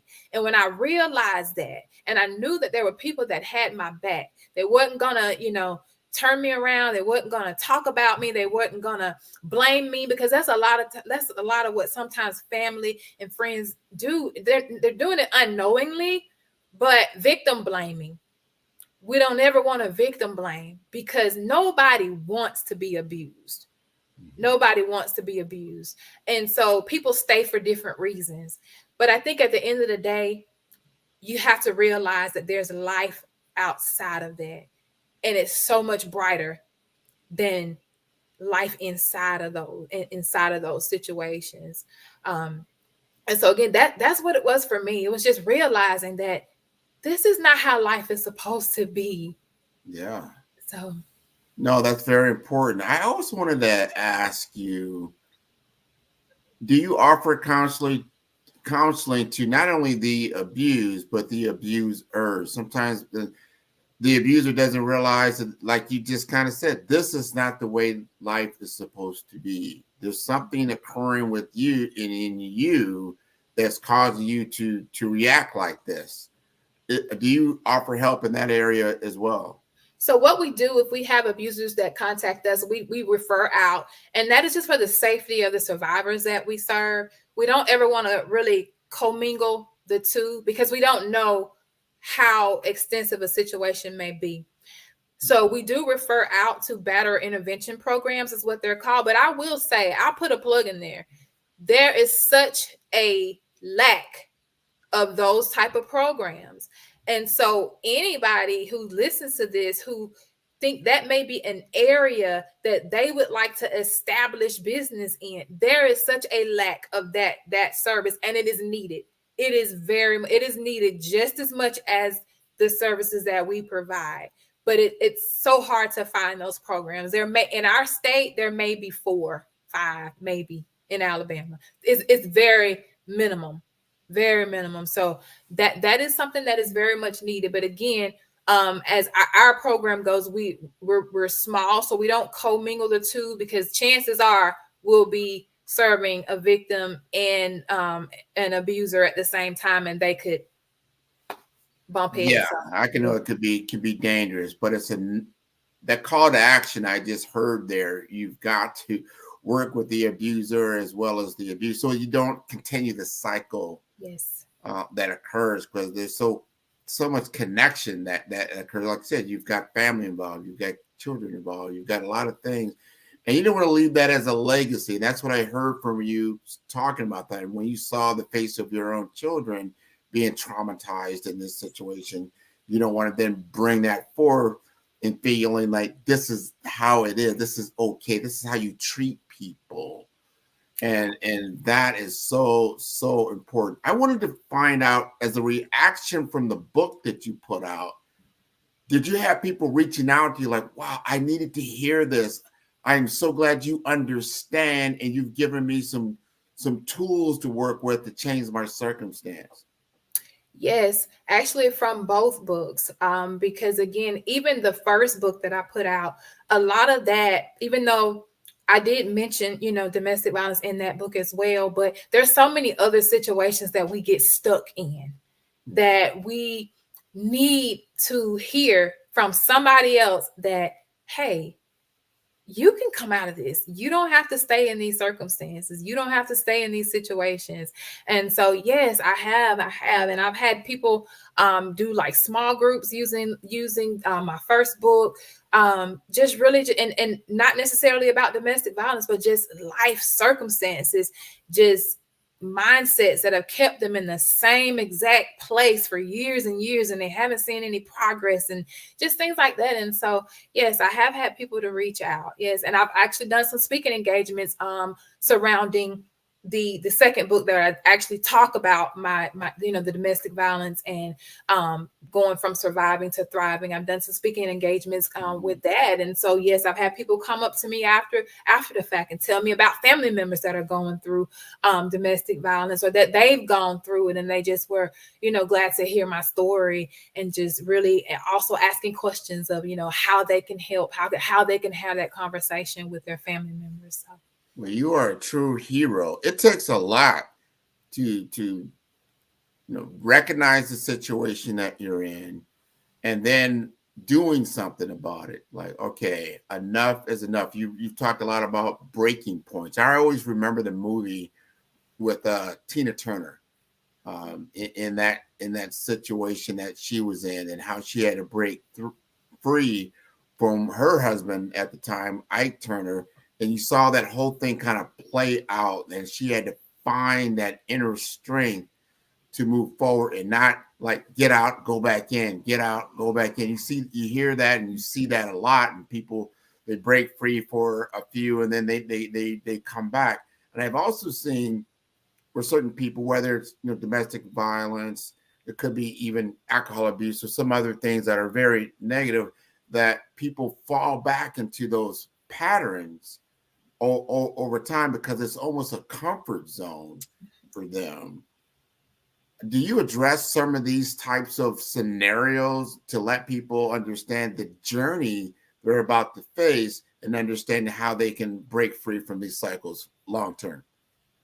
We do. So a very important part of what we do at our agency is we provide counseling, because it's so important. A lot of times people go back because they don't heal, and they don't engage in that healing process. And so, they come out, and their thoughts start messing with them, and they start, getting emotional about things. And then again, there's other reasons why people go back. But unfortunately, that's the cycle. That's the cycle. The going back. But we do talk about that. And then we also kind of remind people that it gets worse. It doesn't get better if there's no help being sought by the individual. There's no counseling being sought by the survivor. It gets worse. And we've seen so many situations where it has turned deadly. And so even though we don't like to have those conversations, those are conversations that have to be had, because it's reality. It's reality. We have seen it. We have I've had it in my own family where members have lost their lives at the hands of domestic violence. We've had employees who have had family members that have lost their lives at the hands of domestic violence. And so we have to hone in on those things while we can, because the chances are that survivor may go back. We never know. Our program is voluntary. Somebody can wake up in the morning and say, I'm leaving. There's absolutely nothing we can do about that other than encourage and kind of plead with them, encourage them to stay, find out if there's anything that we can do to better the situation to where they don't feel like they have to go back. But again, it happens. And so, yeah, we talk about the cycles. We talk I about like how you're sharing the stories, and so people can glean from the experience of others. They've walked in your shoes. I've talked to many people myself, and I understand, especially if you go to a prison and you talk to why some of these people are in prison, you'd be surprised how many people are in prison due to some kind of domestic violence situation, whether they were the abused or the abuser. And this is how it all came out. It finally got to such a violent point that you had law enforcement to get involved, and it becomes a much bigger situation. It was never diffused. But recognizing when you get to these points that you really need some assistance. I am so glad that you are offering assistance in this area. I want to ask you, are you working on a third book now? Because I think we want to continue. This is something that really, truly needs attention, and we want to get as much information out there as possible to help people in situations so they can move on to better lives. Yes. So there is a third book inside of me. And so I really feel led to go ahead and just really tell my entire story. I was only able to give a glimpse in that second book because it was an anthology project. And so there was, page limits and things like that. But I really am, because I really believe that where I'm sitting now, I'm sitting here for a huge purpose that's so much bigger than myself, because I never would have thought, if you'd have asked me 11 years ago, 12 years ago, if I would be here, I would tell you absolutely not. Absolutely not. Because domestic violence, it breaks you. It literally breaks you, and it will take you out if you don't come out of it. It will take you out mentally and physically. And sometimes the mental abuse is worse than the physical abuse. And so we just have to remain aware. And you mentioned law enforcement. We try to really maintain strong partnerships with law enforcement, because we need to understand what they do on their side, and they have to understand what we do as advocates for domestic violence, because we do sometimes have victims that end up being arrested, for fighting back. And so it can get so weird. And so really just remaining, on the side and really just advocating in all areas and partnering with other agencies as well as law enforcement. It takes all of us in this fight. It does. It's true. I want you to label this again. How are you getting your message out? You talked about, obviously you've got your books. Are you speaking? Are you doing some, what is your outreach program to reach people in your area? So we go to different businesses and provide literature so that they can have it on hand, because you never know, employees could be going through domestic violence and you don't even know it. But if you have literature in your lobby or in your break room or whatever, they can just pick something up. And so we encourage that. I do go out and speak. I do speaking engagements on behalf of the agency as well as on behalf of my business, my own personal business. And so going out, doing that. I do virtual speaking engagements as well as in-person speaking engagements as well. And of course, social media, that's our, that's the big one, because we can reach so many people. And so, yeah, that's what we're doing. And we have like a major annual fundraiser where we try to get the courts and the DA's office and just everybody that we can in the community to just come out and hear stories of survivors. We usually get at least one survivor to come back every year to tell their story. And, we just try to keep the word out there about what we're doing And we go into the universities in the area to try to speak to the college students, just an array of different ways, because there's so many people that need to be reached. And so we have to kind of be, flexible and try to make sure that we're getting the word out the best way we can. So, well, I'm glad you were on the Black Business Network, the Black Business Olympics, getting the word out, letting people know. So give us your business, I would say, website and contact information so people can get in touch with you and begin breaking down that cycle. Yeah, so in order to get in touch with me, again, you can find me on Facebook. I'm Zanine Davis. On Instagram, Zanine Davis. You can also, once you go on the Facebook page, there are multiple links where you can click and get in contact with me to set up a consultation. And then as far as our agency, it's going to be DVICEASTAL.org, and that's DVICEastalabama.org. Again, I know there's many people all across the nation, all across, that'll be watching this. And so it's as simple as going online and looking for your domestic violence program in your area. And these are safe websites where you're able to literally click a link and it'll take you to a whole different website, in case, just in case somebody walks in on you while you're searching that website. And so again, just the National Coalition Against Domestic Violence is a great tool in order to find out where your program is, because there are programs literally in every state. They cover different counties, different areas, but there's help out there. And so be sure to, reach out, get help, help somebody else get help. That's it. Help somebody else get help. This has been wonderful. Thank you so much for being on the Black Business Network this morning. Genius is common, and I'll see you on the other side. The Black Business Expo's mission is to raise funds for high school seniors going to college or K through 12 entrepreneurs. This expo is a fundraiser for students. You may go to blackbusinessexpousa.com to donate to the scholarship fund, or use the Cash App that's on the screen below. That is $BBXUSA. Our goal is to give laptops and up to $5,000 to 10 students. Students, you can register online at blackbusinessexpousa.com. Every dollar counts. So we want to remind you to donate to the scholarship fund.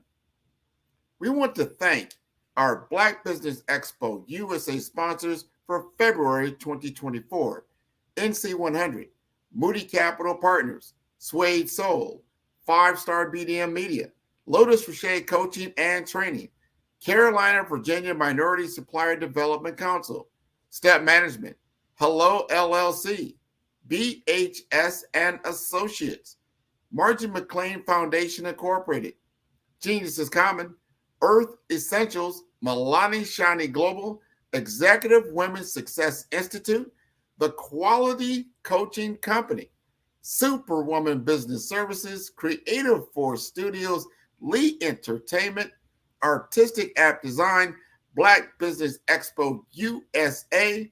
Genius is common, and I'll see you on the other side.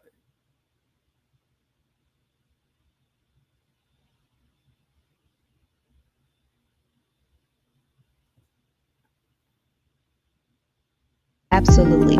So our coaching program help people that have the lack of time, that lack strategies, and lack the confidence to go after their dream life. So we help them implement tools. We help them implement. I love to leave the inherited lack of finances or the education behind finances. But it wasn't until I lost my firstborn, my only son, that life changed for me. And where I was going after it all, living the corporate life, hit my 6-figure income, and living in my dream house with my dream man, driving my dream car. Wow. I nearly lost it all. Wow. When I lost my son. And so I realized it only takes one financial catastrophe that can change your entire life. That's what made me start All New Beginnings. Because no matter what's going on in life, there's a new beginning. And because of that, we develop a program called Wise Minded. My little slogan is, don't just dream it, let's live it. If they want to connect with you or work with you, what is the best ways for them to be able to do that? Well, for my social media guru, you can connect with me on every single social media platform as Tanya T. Rose.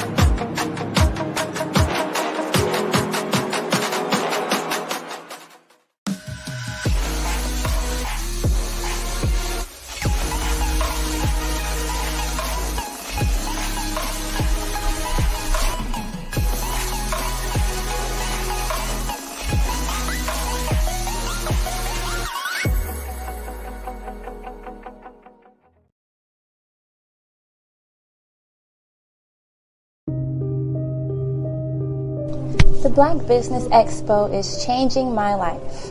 This year, they are giving away laptops and even $5,000 in cash to students just like me. I'm Alexis, and I want to go to college to fulfill my dream of becoming an entrepreneur. Help the Black Business Expo going to www.blackbusinessexpousa.com and also becoming a vendor, a sponsor, or donating.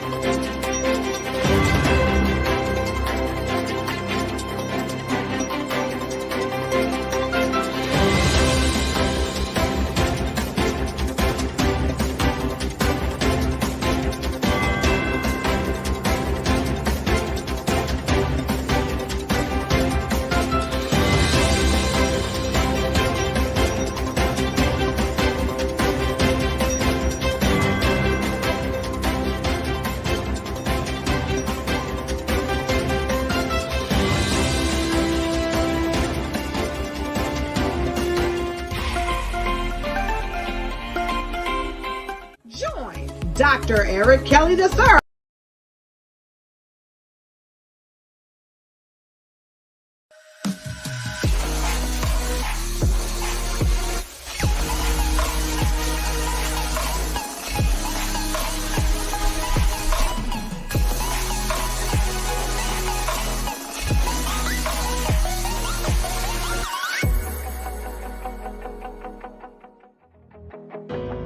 I am Black Business. From the moment I wake until the time I sleep, I am Black Business. I am Black Business. Are you Black Business? I am Black Business. Do you support Black businesses? I support Black Business because I am Black Business. Black Business Expo, one of the largest business showcases in the history of Black business in the world. Sign up today at www.blackbusinessexpousa.com or call 919-308-9090. I am Black Business.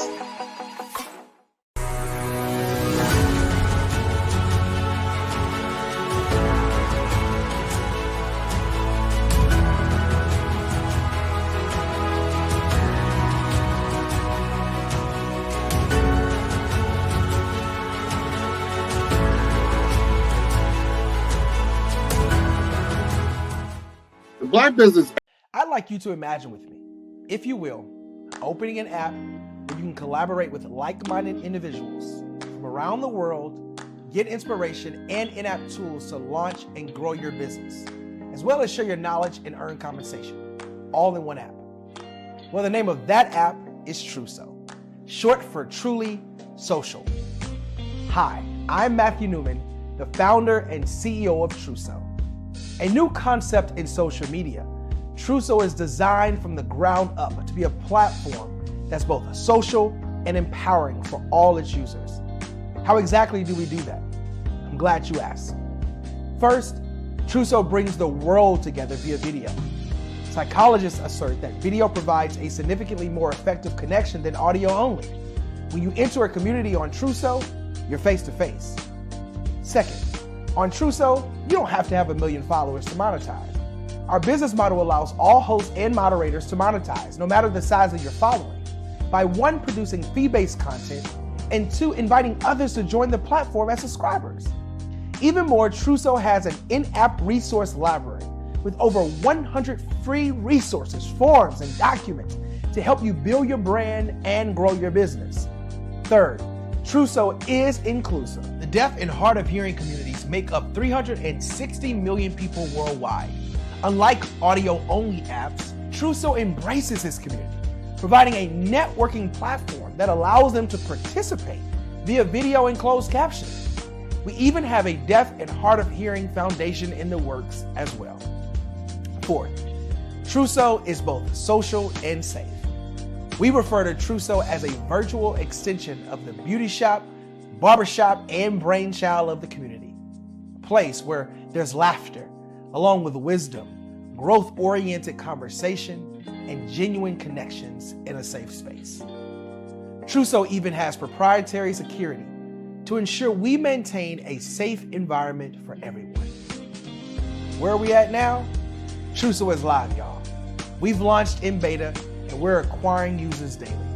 We have an incredible development and marketing team, plus amazing celebrity influencers at the table, helping us spread the word around the globe, beginning within the African diaspora and beyond by creating a safe space for growth, connection, and collaboration. We're truly excited about Truso. We've created something special for which there is a global market. And we invite you to embark on this journey with us as a shareholder. The future for Truso is truly bright. Join us and let's go there together.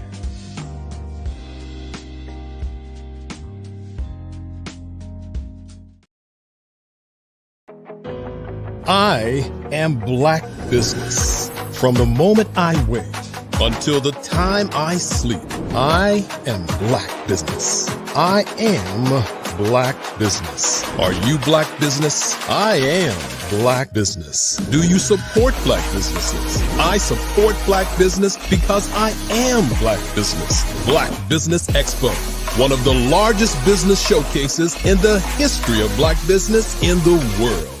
Sign up today at www.blackbusinessexpousa.com or call 919-308-9090. I am Black Business. Did you know that approximately 333.34 million businesses exist today, according to a report from 2021? And you may be one of those businesses, or maybe you're not in the business market yet, but you're aspiring to be a business owner.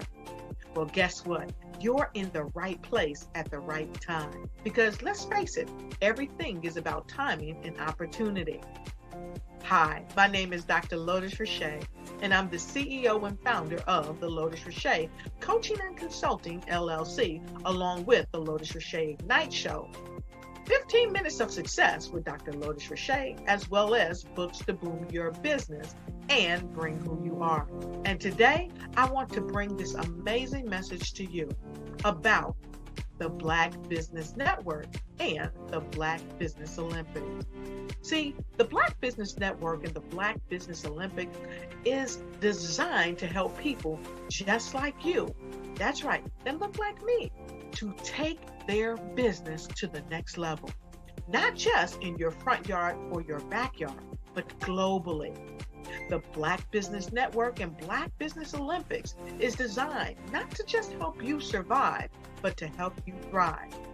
So join us today as we come together with businesses all around the world to support our students, our children, our young teens, our young entrepreneurs. What we do is we come together to help raise funds for students who are aspiring to be business entrepreneurs, who are aspiring and who are thriving in college. We endow them with a wonderful opportunity to gain scholarship of either a laptop or several thousands of dollars. And we invite you to help be a contributor to this amazing opportunity to help someone that looks just like you. So join us today at our website and let us connect with you and help you ignite and take flight in every area of your life on the Black Business Network and the Black Business Olympics. I'll see you on the other side.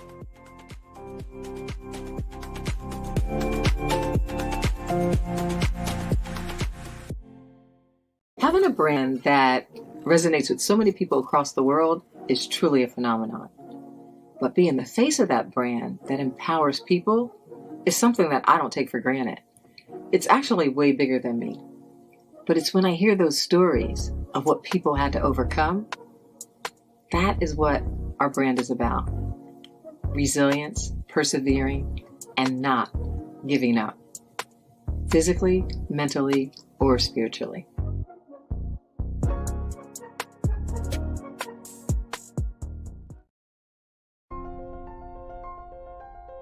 What if you could build your own city? A place where every child can find nurturing people to help them achieve their full potential. A place where every adult can access job training support. Where health education is abundant. Where social justice ruled the land. A place without limitations. Welcome. You have arrived at STEM City USA. It is what every city should be. A safe and trusted community where you find people and resources to help you become everything you are and beyond. STEM City is unlike anything you have ever experienced. It is a digital twin of the world around you, only better. STEM City is about energy and soul renewal. It is more than a digital world. You can almost feel the power of live cultural events, music, and theater. STEM City promises a better future for children with caring mentors and hands-on activities with dedicated tutors to support our youth. STEM City is your passport to a healthy lifestyle with weekly events addressing our community's many issues. STEM City is your financial well-being with helpful information on wealth management, career advancement, job training, and so much more. STEM City is the community you deserve. It is the city where your dreams can come true. STEM City USA, a place in the sky that is accessible to all who reach for the stars.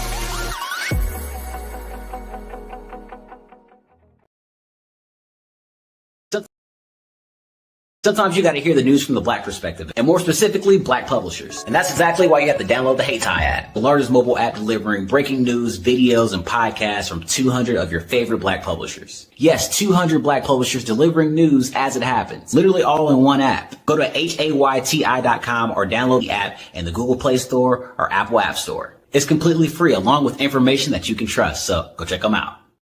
Are you a forward-thinking entrepreneur or business owner?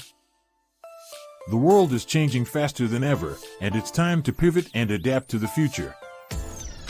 Hello LLC is here to help you do just that. Hello stands for helping enterprises leverage leading-edge optimizations.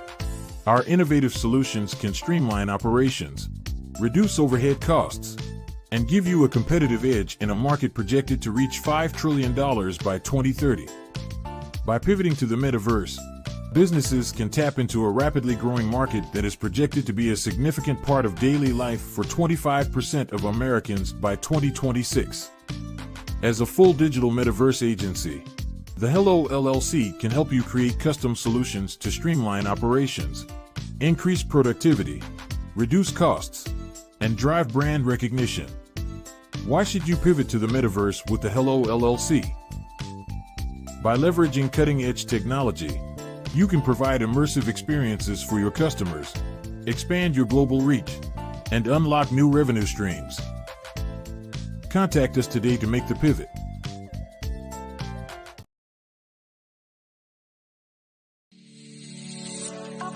Did you know that our black dollar only lasts for 6 hours in our community? Yet other communities, their dollars last for 19 to 30 days.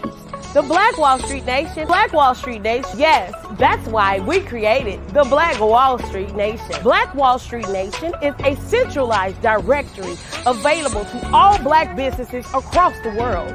It was created for businesses like you, the ones that want to start and the ones who have a dream that have already started, such as businesses like Drop in a Bucket Productions, Valito Foods, Sugar Tea Branding Firm, All the Dazzle, Bun Cakeaholic, Miss Riot, and you.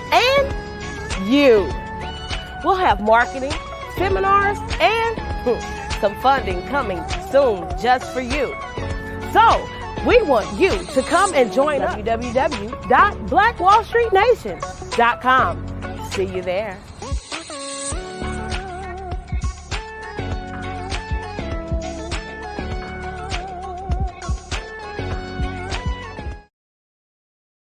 Artist to me is a creative expression of something from nothing. You know, it explodes onto the canvas, or it explodes on in my work.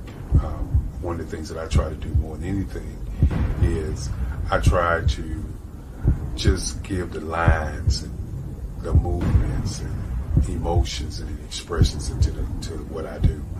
Art really means to me a chance to express how I feel deep down inside. Most of my art begins as a thought that I might have, you know, whether it's sports, whether it's history, whether it's a woman or a man. It pretty much starts as an idea of thought before I get into the actual image of what I'm going to draw. I do a lot of historical pieces. I was a history minor in college, and I love to do history pieces. And a lot of times I'm thinking about history, and then I try to make that history impact you as you look at it. That's one of the reasons I do pictures so large. People ask me, why do I do the pictures so big? And I tell them, I want the piece to impact them as they're looking at it, to kind of dominate them, dominate their space. And most of my pieces I try to do off page. I don't try to do anything that's going to be in those four corners or in a square. And I want your imagination to be a part of the piece that you're looking at.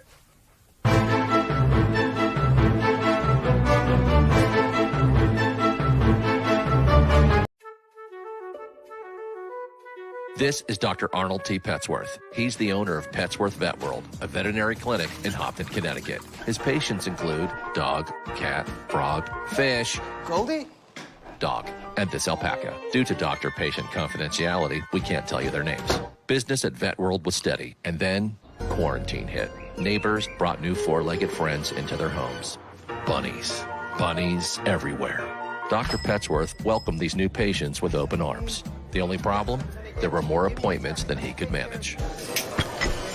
That's when Dr. Petsworth turned to his American Express business card, which offers spending potential that's built for his changing business needs. He decided to hire a new assistant, Julio, and with spending power built for business purchases, he used his card to furnish a new exam room. Together, Dr. Petsworth, Julio, and American Express Business made sure all the pets of Hopton got the love and care they deserve. And everyone was happy. Get the card built for business by American Express.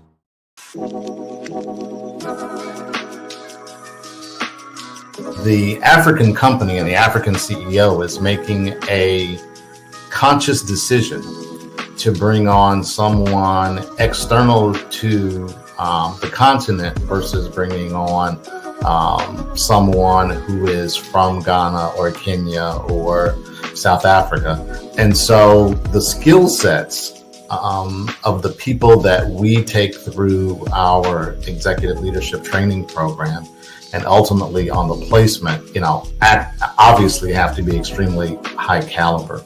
So what we look for are corporate executives at the vice president to C-suite level, as well as Black entrepreneurs. When we look at the Black corporate executives, we're looking for some very specific skill sets, whether that be around supply chain, sales and marketing, engineering, product development. We want our folks to be able to add immediate value to the corporate board, right? And the other thing is, even if they don't necessarily have specific industry experience, they're bringing a diversity of thought.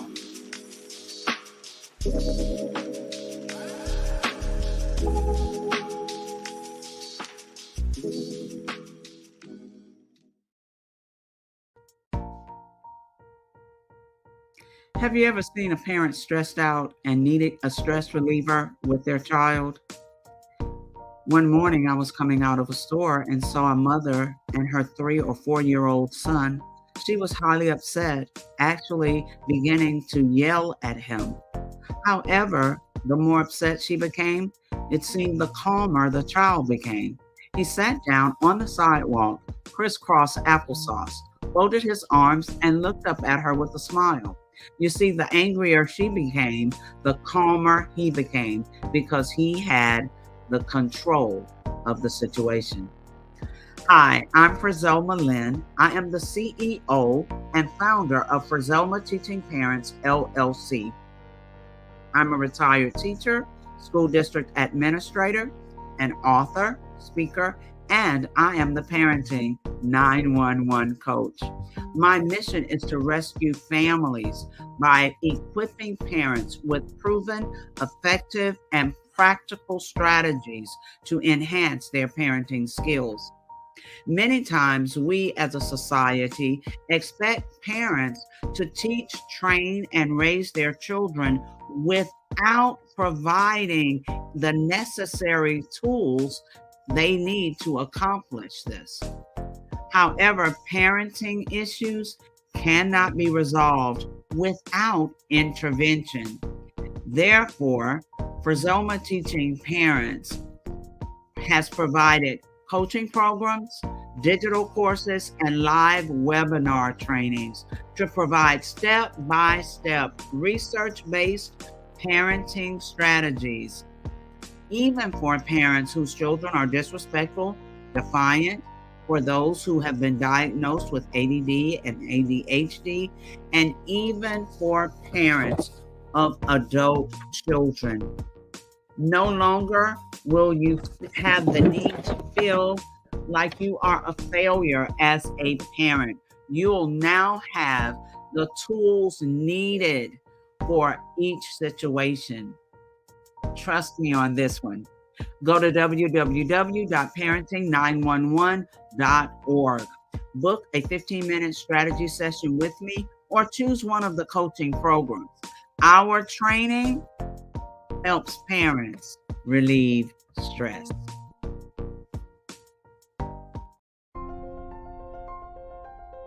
What if you could build your own city? A place where every child can find nurturing people to help them achieve their full potential. A place where every adult can access job training support, where health education is abundant, where social justice ruled the land. A place without limitations. Welcome. You have arrived at STEM City USA. It is what every city should be. A safe and trusted community where you find people and resources to help you become everything you are and beyond. STEM City is unlike anything you have ever experienced. It is a digital twin of the world around you, only better. STEM City is about energy and soul renewal. It is more than a digital world. You can almost feel the power of live cultural events, music, and theater. STEM City promises a better future for children with caring mentors and hands-on activities with dedicated tutors to support our youth. STEM City is your passport to a healthy lifestyle with weekly events addressing our community's many issues. STEM City is your financial well-being with helpful information on wealth management, career advancement, job training, and so much more. STEM City is the community you deserve. It is the city where your dreams can come true. STEM City USA, a place in the sky that is accessible to all who reach for the stars.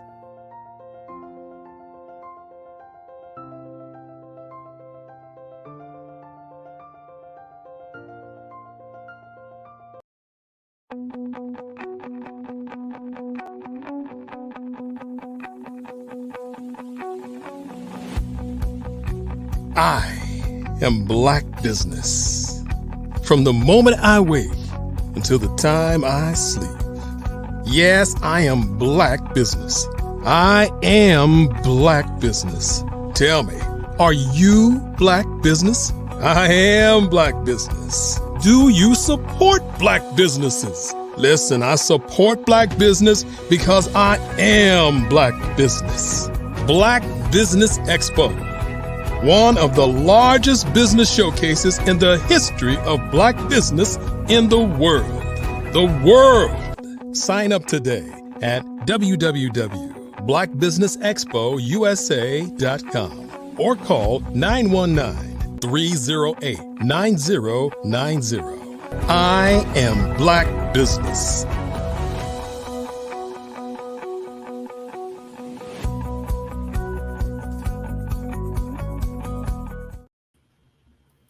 Good day, business owners, entrepreneurs, thought leaders, and corporations.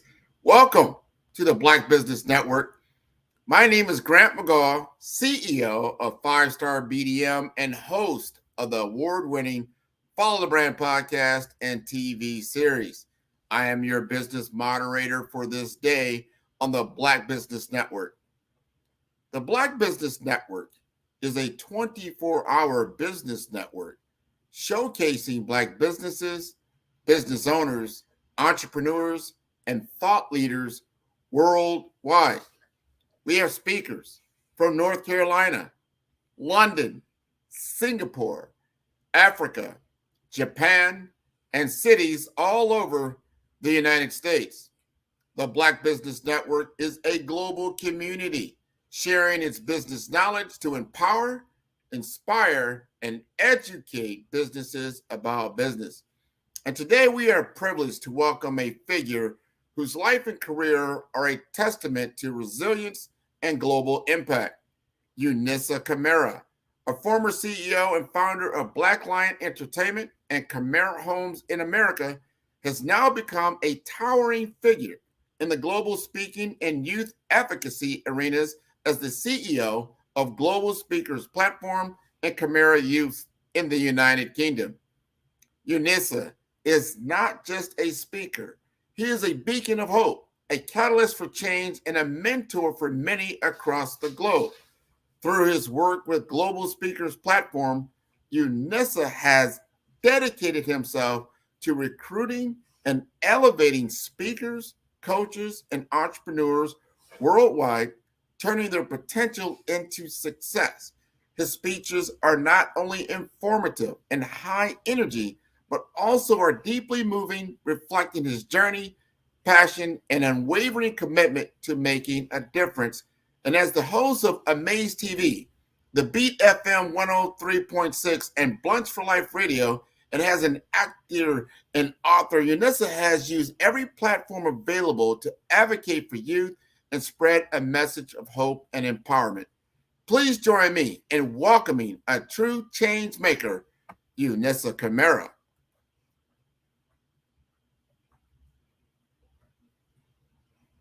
Greg, how are you? I am wonderful. How are you doing over there in the UK? I'm so blessed. I am so blessed. I cannot express it enough. But most importantly, I'm honored to be on here with you today. Likewise. Let's jump right into it. You are now encouraging speakers from across the globe to come together. You're now collaborating with the Black Business Network to bring people together. What is the passion that is driving you toward this endeavor? Well, Grant, let me just say, as entrepreneurs, our focus is to make money and continue to grow. And building businesses was something that I'd always thought was my forte until my son got killed. And I needed different platform to tell parents that I'm a human being as well and I feel what they feel. You understand? Because there are so many parents out there that don't have the platform to express what they're going through. So when I started engaging with different platforms, they tell me I gotta pay thousands of dollars or pounds. I'm like, it's absurd. Our children are being killed. You understand? We got stories to tell to empower not just our children, but other entrepreneurs in different aspects of life. So with that motivation of not having that platform for me to voice myself, I needed to engage with other entrepreneurs. So I started engaging with different entrepreneurs, different radio stations, different TV stations. So right now we're dealing with not just radio, TV, magazines, newspapers, but also film productions because there's so much to share. So what drives me is giving the opportunity to individuals to tell their story. And I believe that we all have a story to tell. Why not give people that opportunity? Absolutely. And what you had alluded to, not even just alluded to, this is an experience in your own life, seeing what's happening with our youth, some of our youth, and that, but it impacts a larger, even the community when this is constantly publicized, you know, the tragedies that occur in underrepresented communities across the globe, that we need to change the narrative and be able to tell our own story and be very, very articulate in relaying that story so it has immediate impact, and that there are other choices that you can make than the choices that you have at hand. I have known that if you have more information, that's going to lift your intelligence, it's going to lift your knowledge, and that you can make a different choice, a different path forward. I see you making those choices because I've seen your path as an entrepreneur in many different endeavors, and where you started, you know, the mindset that a lot of the youth are locked in, that 25 to 35-year-old, and then where that can lead to or not lead to if you're not properly mentored toward other avenues for success. You know, it don't matter how old you are, Grant. You understand? They say age is just a number, which indeed I'm coming to the understanding of. Yesterday, I was at yesterday I was at City Hall with the mayor, and I spent a lot of time at the parliament as well. The thing is, regardless who you are, you still need a mentor. You still need guidance. There's no such thing as perfection, Grant, as you're quite aware. Perfection is a moving target. But with that guidance, and parents are supposed to be that beacon light, that guiding light, that supportive aspect of it, of our youths, of us. But sometimes some parents are not able to guide. Me, to be quite honest with you, I feel as though there's so much we can do. And I've opened up so many stages. I've given television platforms where people have to spend 8,000, 9,000 pounds to speak for 1 hour. And I've given it for free. You understand? I feel as though you don't have to sit like you right now. You can be my mentor. We don't have to be in the same space, but you can say, you can convey something to me via TV, radio, and I'll say, wow, I like what Grant said. I can take heed to what he said. You understand? So us being able to convey our messages via radio, magazines, newspapers, whatever have you, as long as we're able to elevate people, it's making a difference. With GSP, what we have done with GSP is that we bring speakers that have never been on stage but have a powerful story. Gene Baker is one of our coaches. We have different coaches that support you in putting your story together where you feel as though, okay, my story can make an impact. I go to jail, Grant. I know you looking at me like, why would you go to jail to talk to these people? But you know what? When they come out, they need that guidance. So why not support them when they're going through that transition? I had a young man from Trinidad. Now, if you look at him and Steve Harvey are best friends. He was labeled as dyslexic. And we supported him. We guided him. And now he is making such an impact.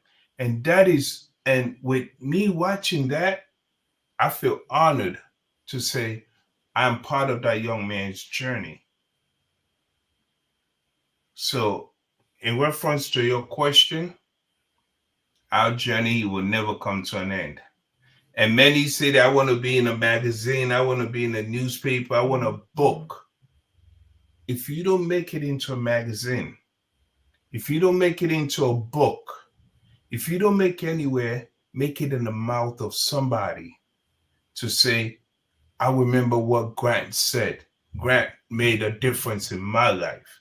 And with your name in that person's mouth, it's a form of blessing because you saved that person. You don't know what they were going through, but you telling your story, look where I'm from. Look at me now. If I can do it, you can do it.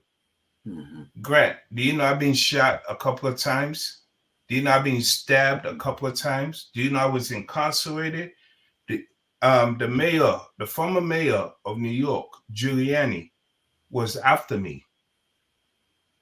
I was labeled as a menace. But look at me then and look at me now, sitting in a palace with the king, talking to Charles, going to the parliament. Who would have ever thought so? So if I can make that transition, anybody can. And that is what every platform that I build represents, the possibility of the impossible. I love that, man. Everybody has so much potential within them. That's just, how do you release it? You know, being labeled, like branded now as this menace to society. And if you believed in that narrative and that was the only narrative for you, you'd still be in that situation. But obviously you knew you were bigger than that. You were more than that. You changed and now you are in a completely different situation. I want that same transformation to occur with our generations right now on earth, that the trajectory and the path that you may have been labeled. And this is a true story. People don't realize this. And they take statistics of third graders in K through 12 schools, and they look at who's not passing third grade, and they take that statistic and they build prisons based upon that. You understand what I'm saying? Yes, I do. You're only 8 years old, and because you haven't developed, or you're doing whatever you're doing, and they say, well, now we know that an X amount of this population is going to end up in my prisons. I'm going to prepare a place for you, 10 years from now. Quite sad. One thing, I have a good friend of mine, and he's in America. He has its own television platform, his own speaking platform. He's getting paid over $50,000 for 1 hour. And he and I have been talking. Our relationship is so strong. We've been building businesses for over 10 years. And he told me, why is it that you're not trying to get paid off your value? My response was, I am getting paid. Muhammad Ali said, the good I do while I'm alive on this earth is my payment when I get to heaven. We all make money. Grant, I'm not going to sit here and say my value, what I'm worth, what I own right now, but I'm comfortable. You understand? Mm-hmm. For me to go and support and have, now, I don't know if you have attended these dinners where they say, oh, the mayor is having an event or the president is having an event. To get involved in this, the play is going to cost about $30,000 or 30,000 pounds. And I attend. And the food is just little. I'm a big man, Grant. I love to eat. You giving me this is like, Lord have mercy, you teasing me, please. But the thing is that at the end of the day, all these monies that we are chasing are things we leave behind. But the legacy that we build will be an imprint that our great-grandchildren will say, my grandfather was part of that. My great-great-grandfather built that. Yes. My great-great-grandfather made a difference. Or grandmother, because women are strong as well. So let me don't just focus on the man aspect. But we as human beings, we possess so much power within us, but we limit ourselves. And with me, I want to discover everyone's possibility. I don't judge people as to why am I meeting Grant? No, it's not for me to question why am I meeting Grant. I met Grant for a purpose, and I'm going to work with Grant to see how I can elevate him. You understand? It's not for me to judge anyone. Who am I to judge? Look at my past. I've been shot up a couple of times. So if people judge me according to that, then I will not be where I am. But judge me for who I am presently in your presence. And let's see how we can work and elevate in each other in making a difference. Very true. That is so powerful.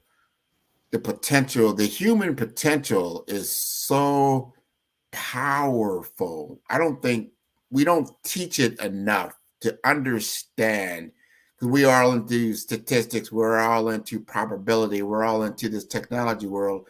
You don't realize the statistical probability of you being on this planet. And when you start to really look at those kind of numbers, you realize that you are a miracle. And that's why you are a genius. And there is a reason why you're here in your capacity to do the things that you need to do. And the worst thing you can do to a human being is to limit that potential. And then when you look at, especially, I can only speak to the United States and the Black experience in the United States, it's been a limiting experience. But now it has the opportunity to flourish, to grow without limitation from outside. The only limitation now are within. And those barriers that are within us from a mental standpoint or blockage we need to release. I love your story because you've released those things. You are now a worldly figure in what you're doing. And I want to talk about a little bit about what is your vision when you look at the collaboration with what Dr. Kelly is doing with the Black Business Olympics and what you're doing with your speaker program. How do you see this working out over time? And what is the goal, the legacy you would like to see occur in this environment? Well, Dr. Kelly and I have spoken so many times. And the funny thing is, a lot of companies, a lot of organizations reach out to you. And to be quite honest with you, I just put out a post of the organizations I deal with, from the United Nations and downward. You understand? And me working with Dr. Kelly, I think it's an honor that he even chose someone like me to work with him, because he's been working, building this brand, and his mother started this. You understand? So it's a generational thing. So for him to pick somebody like me, I feel honored. And me working with all these speakers that have stories, that have built businesses, that can say, look at me now. Just like I'm telling you, look at me now, compared to who I was. And for them to be on this platform, we had MTV that catered to, you know, a certain race. We had BET, but that catered to music, Black music.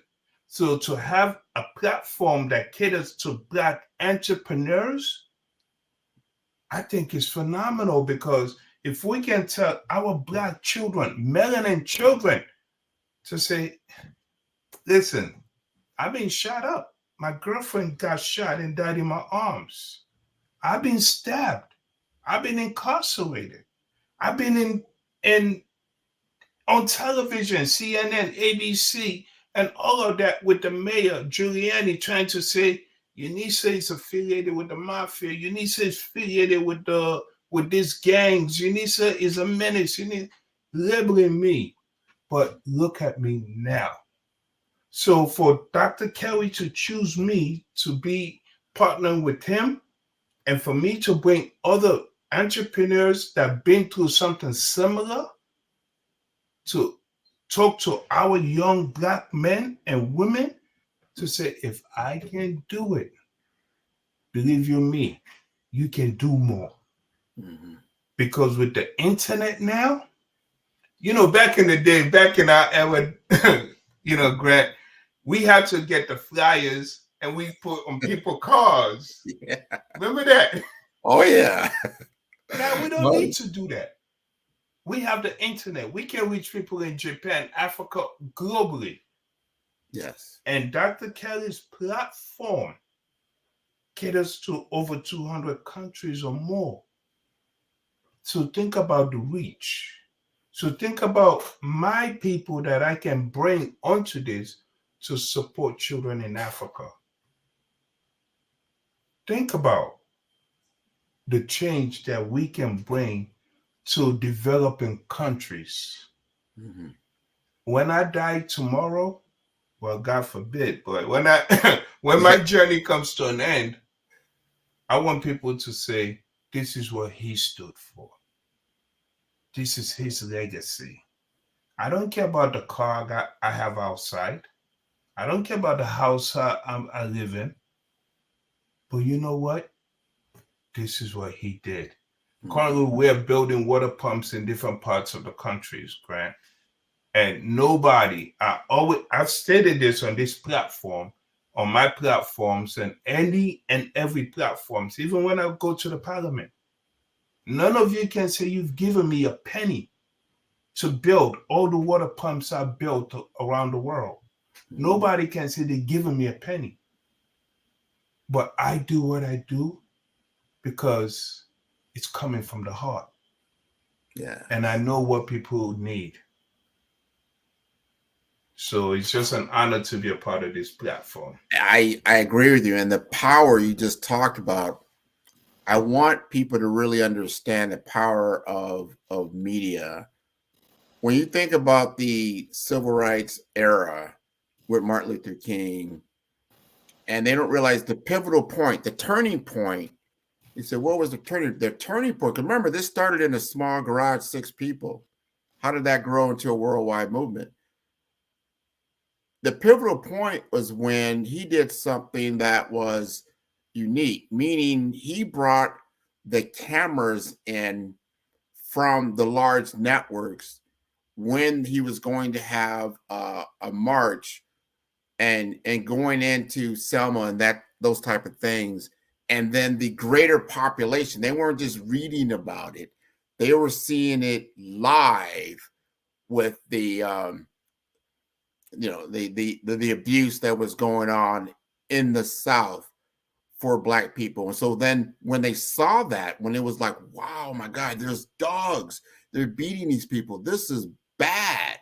So this is not American. But it wasn't until they saw it and could really identify with it. I'm going to fast forward a little bit with Barack Obama. He was a junior senator coming out of Chicago, Illinois. How could he ascend to the most powerful office in the land? He was the first president to truly utilize social media to galvanize his campaign.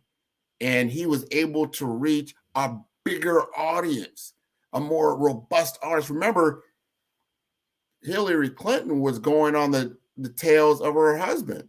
They already had built a pretty large audience, and they could galvanize the Democratic vote to win. How can this guy come from a junior senator to eclipse her? Media.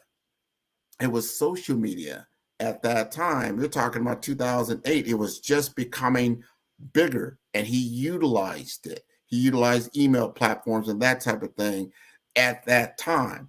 So when we look at these streaming services that we're on right now and the capability of them being interconnected to create worldwide reach, worldwide voice, now you have a opportunity to reach so many more people with a positive message. And that's why I love what you're doing, because so many people, especially our young Black males, can identify like, okay. And what I'm saying is, before you don't have to go through what Unissa did in his earlier life to get to unfold your capability, your potential. You just need to focus, because it takes a lot of money to deal, or I would say intelligence, to become a drug dealer or to do some kind of criminal activity. It takes a lot of intelligence. Think if you take that same intelligence, because it's an entrepreneurial pursuit, but now you do it in an effort that is totally legal. No one's going to kick down your door. Matter of fact, you can build doors. You can create opportunities. No one's going to bother you. Take that same creativity and do something positive with it because you have opportunity. Grant, the funny thing is, that's what a lot of people don't understand. A drug dealer is an entrepreneur.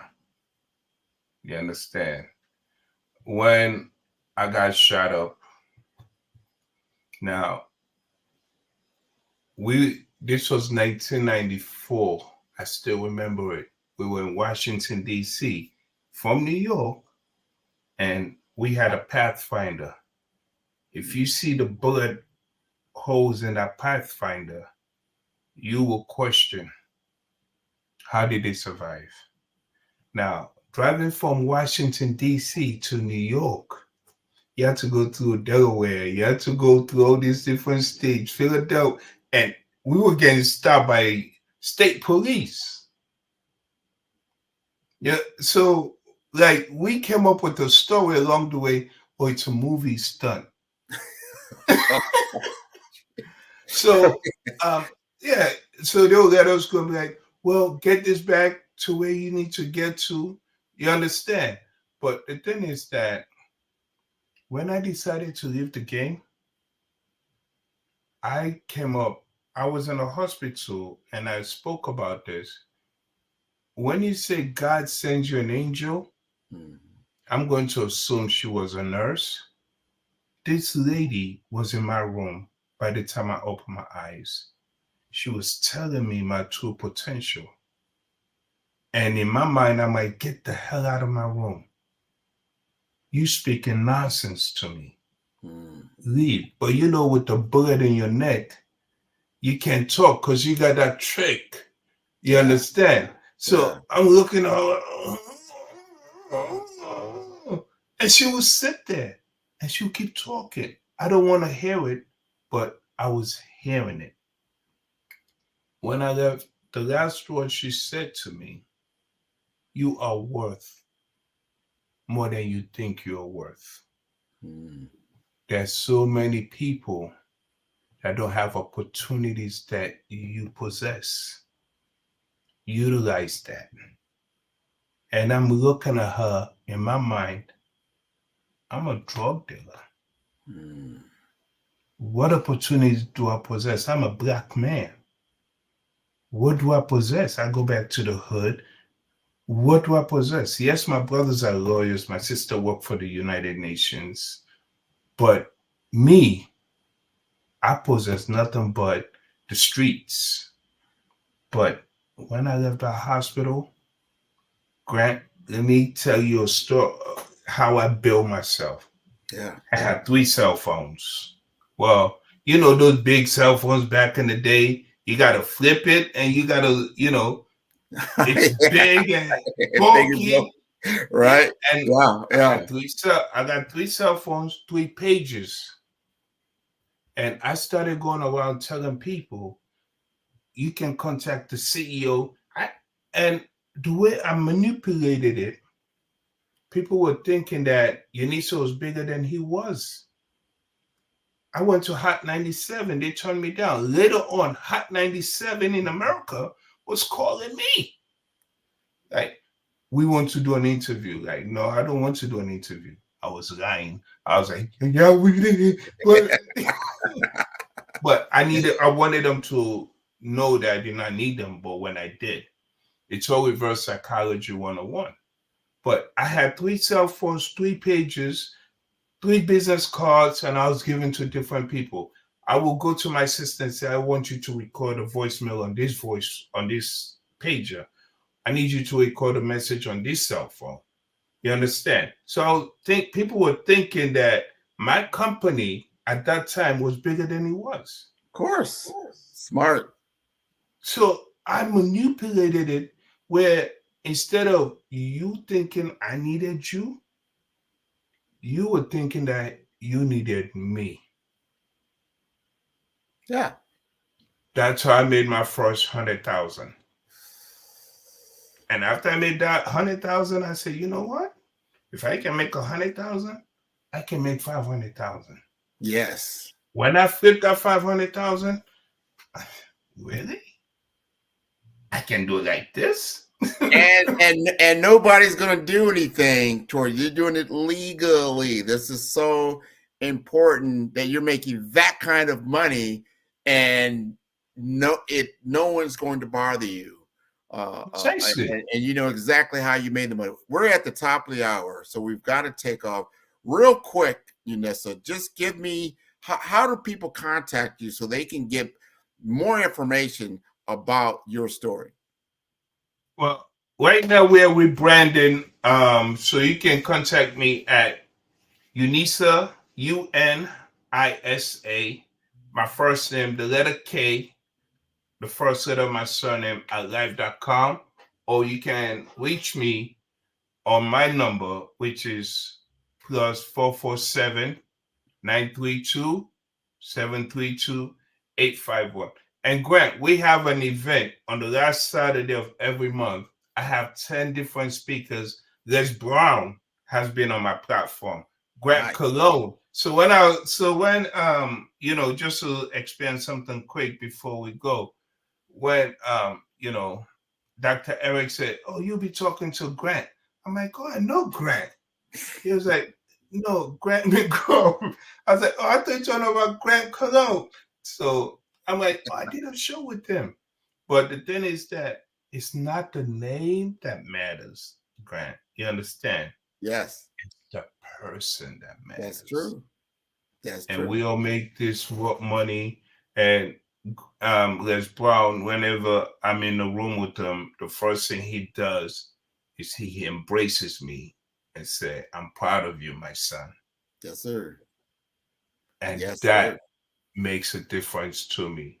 And I want to be able to embrace. I don't care how tall you are, because I'm a short guy. I want to be able, I love embracing people, because I want us all to feel as though I'm not better than you and you're not better than me, but we can make something better than us. Thank you. And that is why I continue to build these platforms. Well, let's continue on, my brother. This has been wonderful. Can't wait to meet you in the flesh. Genius is coming, and I will see you on the other side. Thank you. Thank you. You know, the Black Business Expo's mission is to raise funds for high school seniors going to college or K-12 entrepreneurs. This expo is a fundraiser for students. You may go to blackbusinessexpousa.com to donate to the scholarship fund, or use the Cash App that's on the screen below. That is $BBXUSA. Our goal is to give laptops and up to $5,000 to 10 students. Students, you can register online at blackbusinessexpousa.com. Every dollar counts. So we want to remind you to donate to the scholarship fund. We want to thank our Black Business Expo USA sponsors for February 2024. NC100, Moody Capital Partners, Suede Soul, 5-Star BDM, Lotus Rocher Coaching and Training, Carolina, Virginia Minority Supplier Development Council, Step Management, Hello LLC, BHS and Associates, Margie McLean Foundation Incorporated, Genius is Common, Earth Essentials, Milani Shani Global, Executive Women's Success Institute, The Quality Coaching Company, Superwoman Business Services, Creative for Studios, Lee Entertainment, Artistic App Design, Black Business Expo USA. Genius is coming, and I will see you on the other side.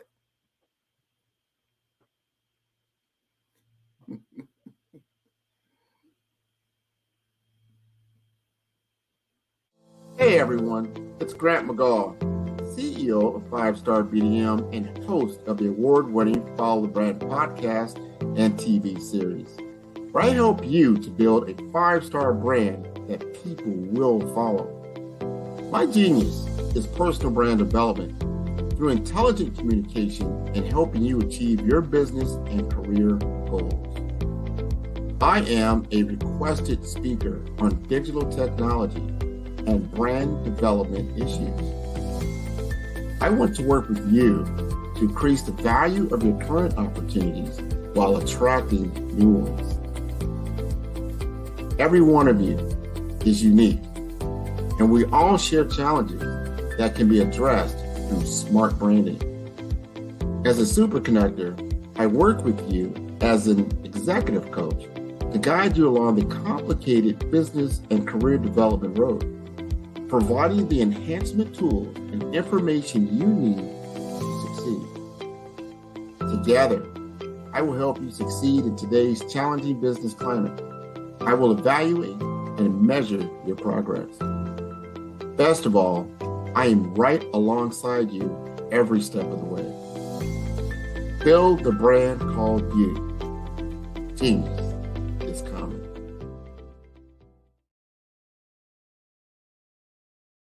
Five-Star BDM, Brand Development Masters, is a professional consulting and advisory group keenly focused on business development services for the small to mid-sized business and entrepreneurs. Although every business is unique, they often share business development challenges that can be addressed through smart branding. Services include process improvement and operations, digital strategy and transformation, business intelligence, digital marketing, and personal branding. Our business and personal branding company has helped a number of professionals and organizations to optimize and grow. This results in more business, more opportunities, better reach, positive outcomes. Visit www.5starbdm.com today to learn more. Follow the Brand TV broadcast host, Grant McGaw, as he visits with top executives and entrepreneurs to find out their secrets of success with their personal brand. Follow the Brand TV broadcast host as he focuses on brand development to build better relationships, bring value to your business, relationships, and career. You will enjoy listening to each episode that is tailored to speak to you directly. If you're looking for this type of clarity in terms of building your brand, you have tuned into the right station. Each episode will help you to shape a conversation in the 5-Star BDM network of 20,000 professionals and become a springboard for your corporate engagement and business opportunities. Each guest will frame their story in the areas of personal branding, business development, career development, financial empowerment, and technology innovation. Grant McGaw explains why he is the CEO and owner of his own professional career. Grant is an accomplished business leader and entrepreneur who wants to give back to individuals to grow their personal brand strategy. Tune in as he weaves his story about new possibilities, while to you exceed expectations. If you love storytelling, this show will make for fun.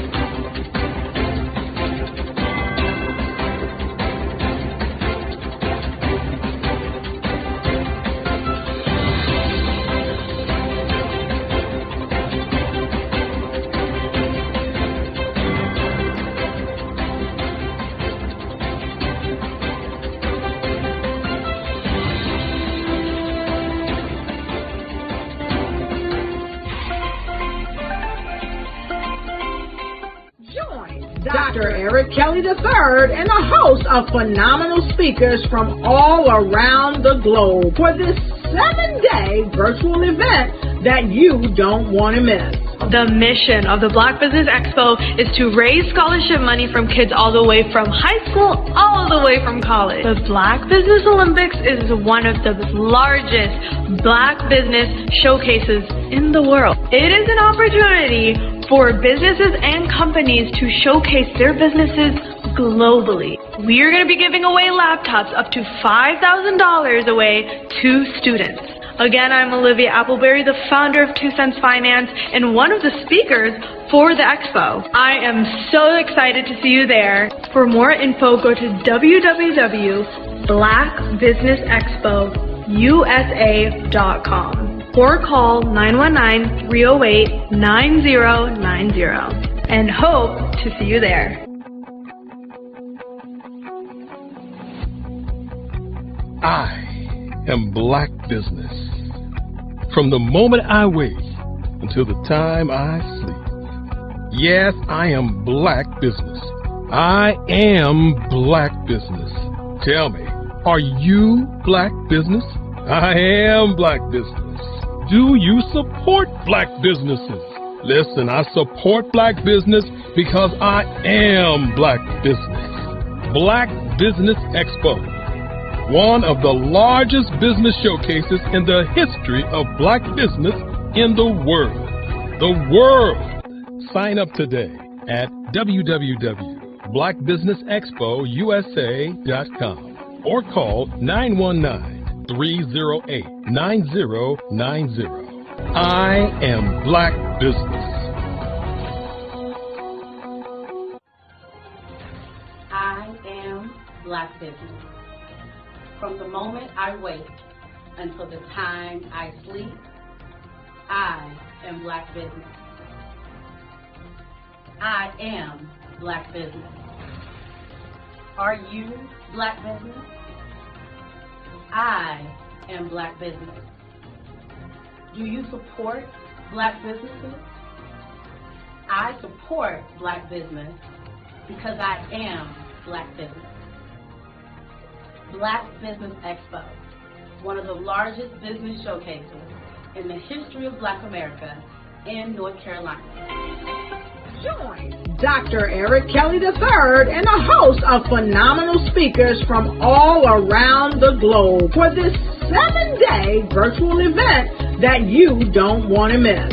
The mission of the Black Business Expo is to raise scholarship money from kids all the way from high school, all the way from college. The Black Business Olympics is one of the largest Black business showcases in the world. It is an opportunity for businesses and companies to showcase their businesses globally. We are going to be giving away laptops up to $5,000 away to students. Again, I'm Olivia Appleberry, the founder of 2 Cents Finance and one of the speakers for the expo. I am so excited to see you there. For more info, go to www.blackbusinessexpousa.com or call 919-308-9090 and hope to see you there. I am Black Business. From the moment I wake until the time I sleep. Yes, I am Black Business. I am Black Business. Tell me, are you Black Business? I am Black Business. Do you support Black businesses? Listen, I support Black business because I am Black Business. Black Business Expo, one of the largest business showcases in the history of Black business in the world.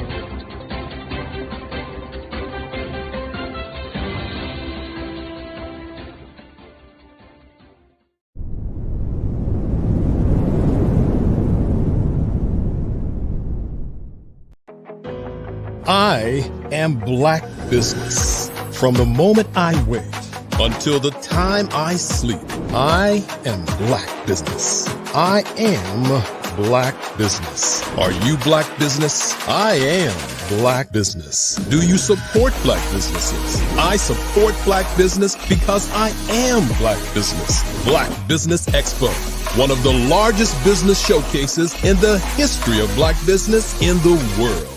Sign up today at www.blackbusinessexpousa.com or call 919-308-9090. I am Black Business. Hello, I am Dr. Eric Kelly III, the visionary strategist and founder of the Black Business Olympics. I invite you to showcase your Black-owned businesses on the Black Business Network global stage. The Black Business Olympics is a global Black Business Network platform that propels Black-owned businesses into the international spotlight. By showcasing your business on the Black Business Olympics platform, you can reach a worldwide audience of potential customers, partners, and investors. You can also establish yourself as a thought leader, an expert in your field, attract lucrative partnerships, and more speaking engagements. In addition, the Black Business Olympics platform provides a valuable opportunity to connect and collaborate with like-minded entrepreneurs and business professionals from around the world. This can lead to new business opportunities, ideas, and relationships. Finally, by sharing your story and expertise on the Black Business Olympics platform, you can inspire and empower others. This is a powerful way to make a positive impact on the world and leave a lasting legacy. If you are a Black-owned business owner, I encourage you to seize the opportunity to showcase your business on the Black Business Olympics platform. It is a once-in-a-lifetime opportunity to make an indelible mark on the world. Be one of the 1,000 visionary entrepreneurs who are changing students' lives, shaping industries, and leaving an unforgettable legacy for their families. Unleash your voice on our global stage and watch your business thrive. Black Business Olympics is one of the largest Black business showcases in the history of Black business in the world. Yes, the entire world. Just give me a call today at 919-308-9090.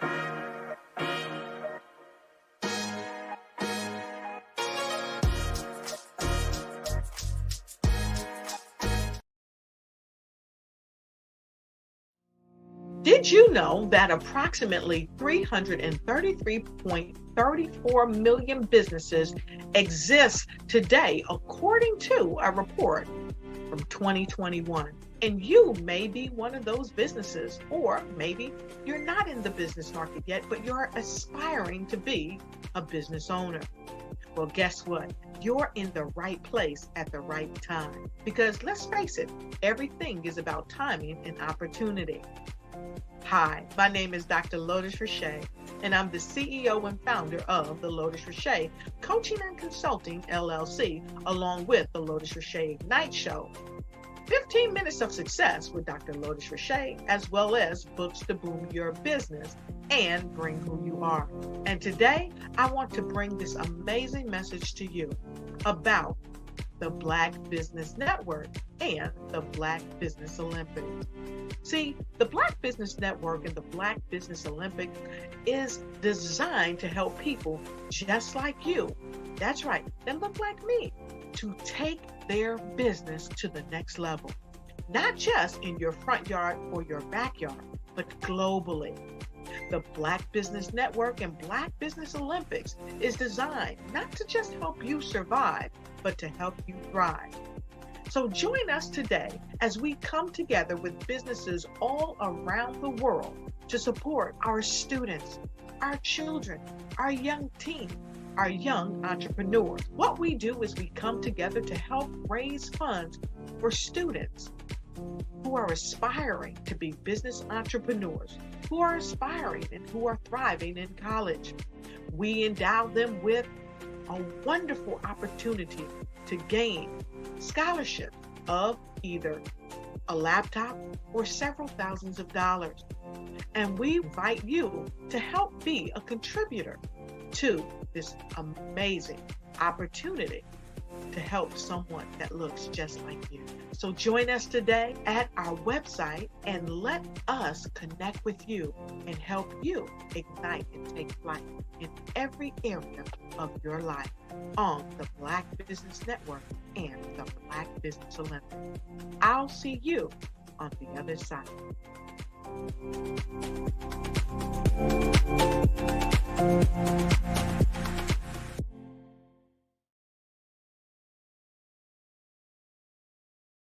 The Black Business Expo's mission is to raise funds for high school seniors going to college or K-12 entrepreneurs. This expo is a fundraiser for students. Please, you may go to www.blackbusinessexpousa.com to donate to the scholarship fund or use the Cash App at $BBXUSA. Our goal is to give laptops and up to $5,000 to 10 students. Students can register online at www.blackbusinessexpousa.com. Every dollar counts.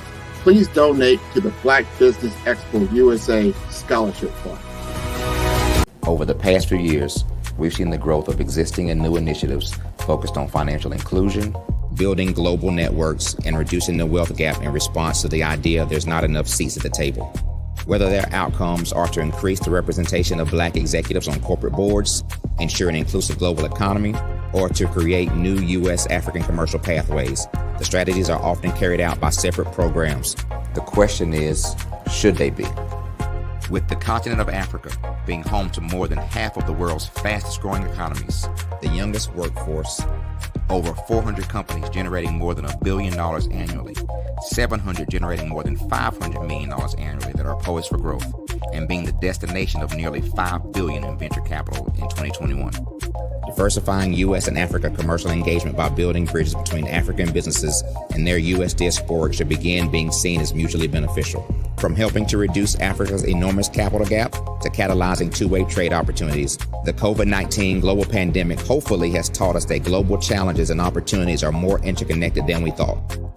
During the pandemic, African companies like Unicorn Flutterwave, insurance provider Reliance Health, ride-hailing app Yasir, and 54Gene, the continent's first bank of DNA on people of African descent, prove that when African companies have access to networks, capital, and information, they grow big, grow fast, and create solutions that are valuable to the world.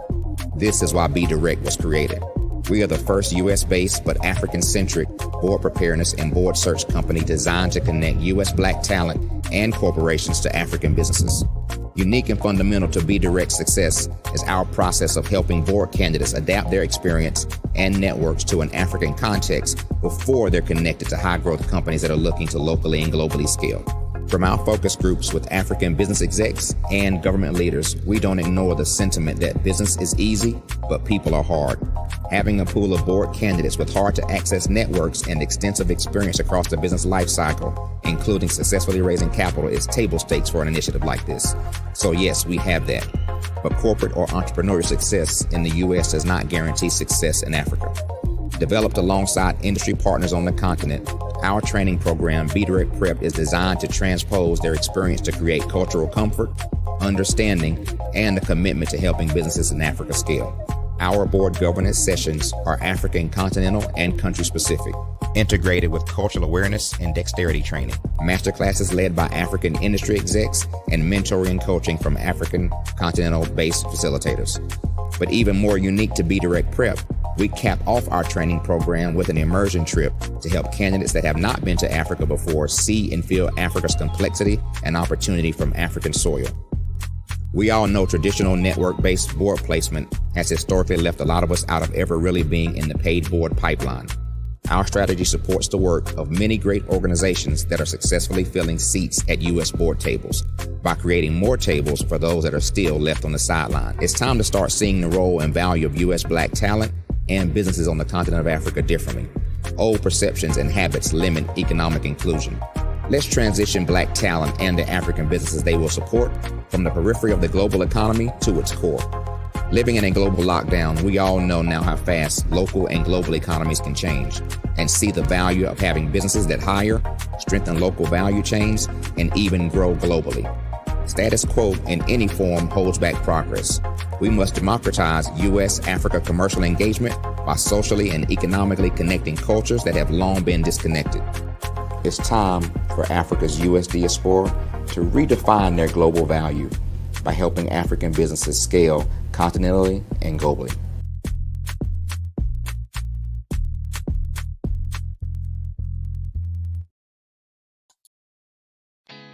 Did you know women represent just 3% of Fortune 500 CEOs and less than 15% of corporate executives at top companies worldwide? Have you wondered what the secrets are to getting into the top ranks, whether in the private or public sector? Do you want to figure out how to stop being held back in your career or passed over for promotion? Then you're in the right place. Hi, I'm Dr. Madeline Ann Lewis, President and CEO of the Executive Women's Success Institute. I have decades of experience in the military, the federal government, and corporate America, and my mission is to help women succeed and tap into their full potential. I want to reach 1 million plus women around the world to become the leaders they are meant to be. So if you want to move into a management or executive level position, or maybe you are a female veteran transitioning out of the military into business entrepreneurship, then reach out to the Executive Women's Success Institute at 301-693-3284. Let us get you on the fast track to success.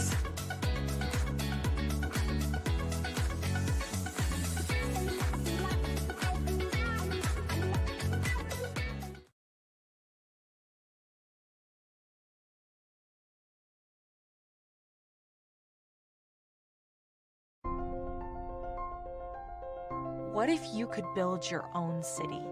A place where every child can find nurturing people to help them achieve their full potential.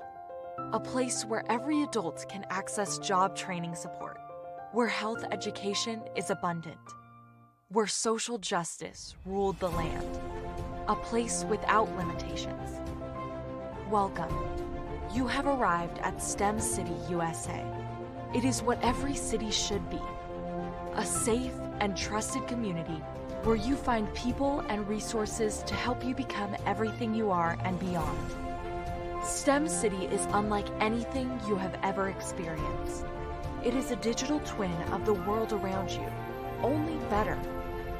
STEM City is about energy and soul renewal. It is more than a digital world.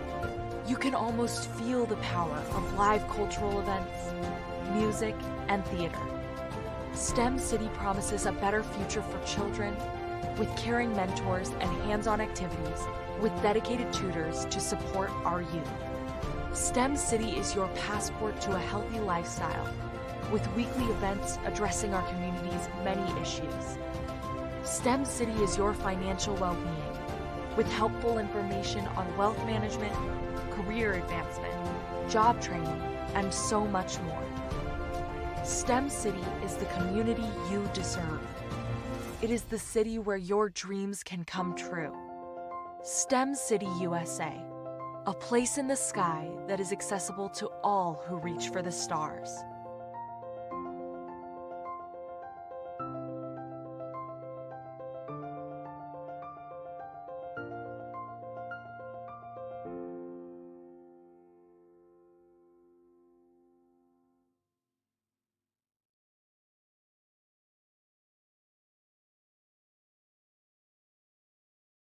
The Black Business Expo's mission is to raise funds for high school seniors going to college or K-12 entrepreneurs.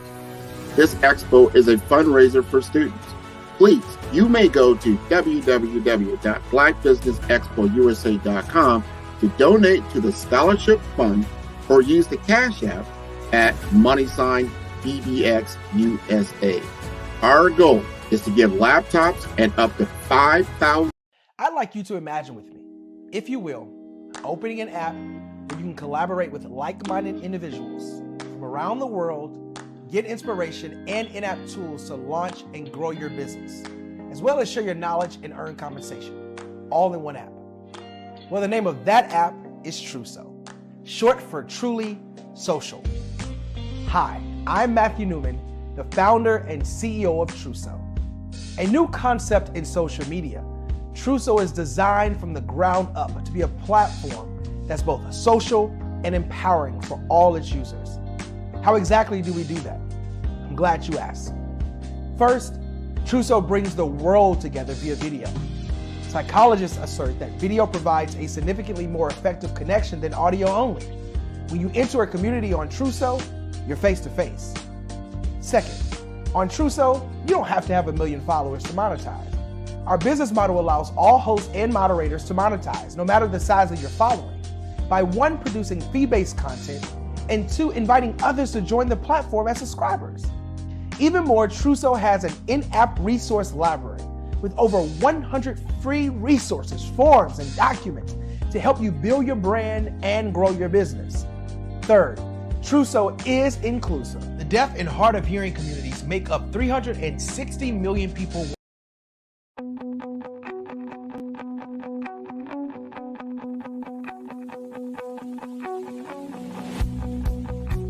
I am Black Business. From the moment I wake until the time I sleep. Yes, I am Black Business. I am Black Business. Tell me, are you Black Business? I am Black Business. Do you support Black businesses? Listen, I support Black business because I am Black Business. Black Business Expo, one of the largest business showcases in the history of Black business in the world. The world! Sign up today at www.blackbusinessexpousa.com or call 919-308-9090. I am Black Business.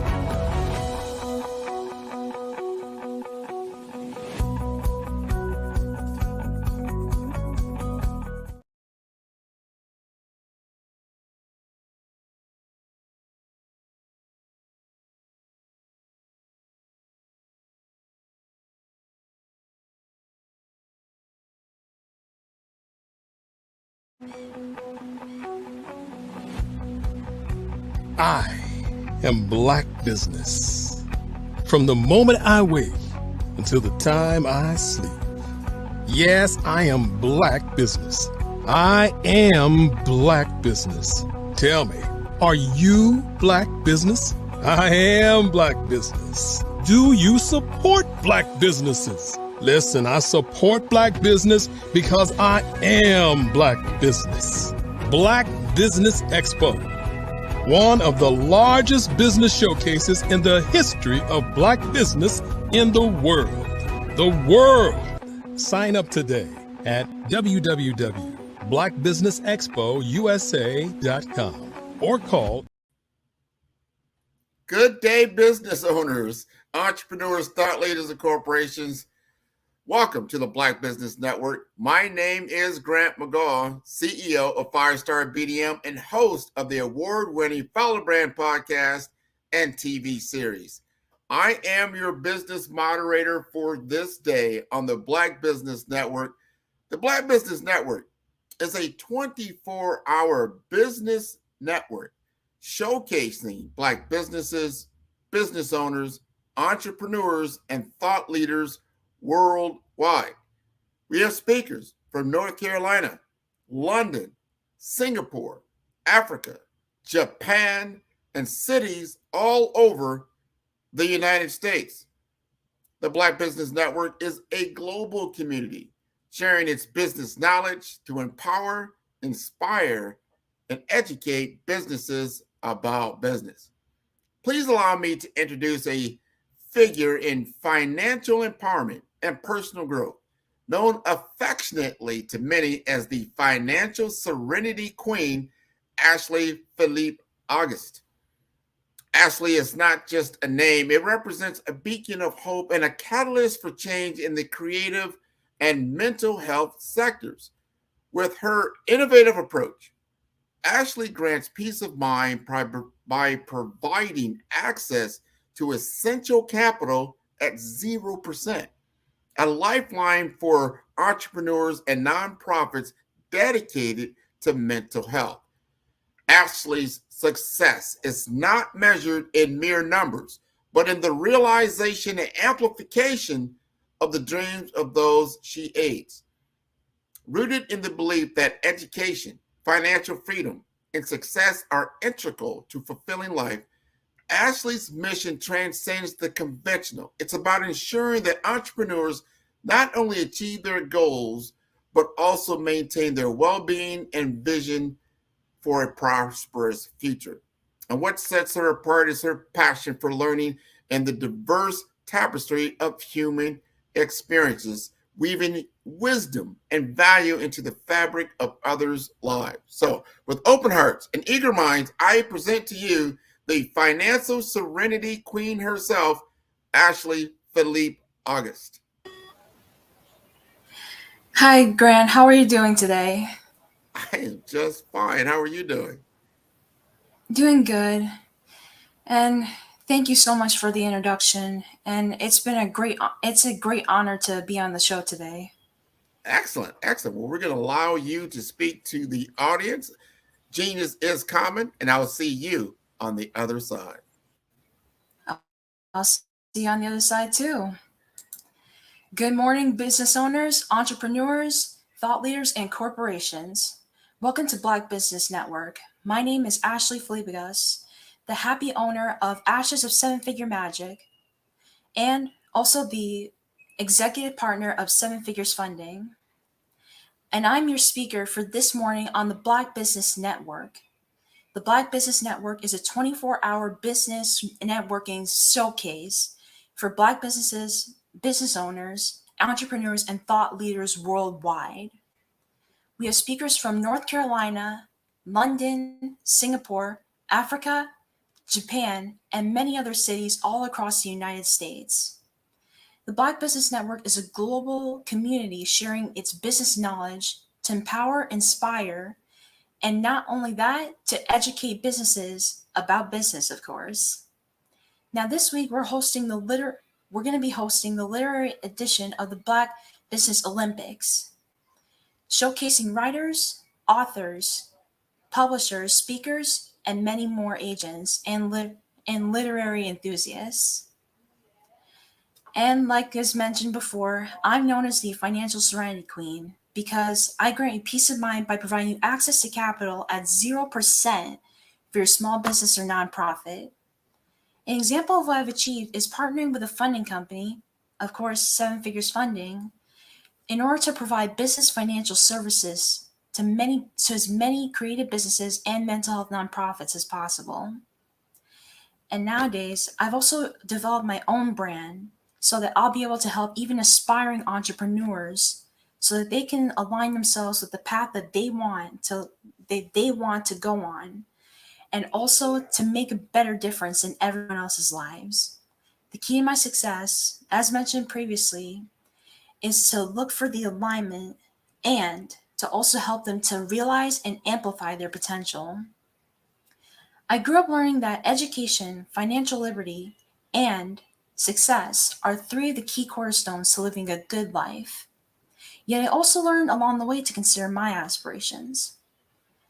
It is my privilege and honor and mission to ensure that all entrepreneurs live their best life, and as well as look for the necessary tools, resources, and succeeding people in their lives so that they too can reach their goals and their dreams.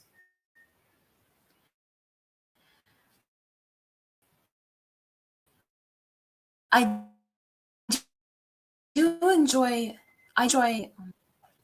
from other people's wisdom and their experiences so that I can provide them with more help and more of the right type of necessary resources to their needs and their wants so that they will be able to grow and inspire more people as well. And for more information, feel free to schedule a time to talk with me at www.7figuresmagic.com. Again, that's www.7figuresmagic.com. So now let's dive right into it. Now, for a long time, I've also been coming up with a series of great book ideas as to how else I can help people to visualize and amplify their goals and their dreams so that they can become an existing reality.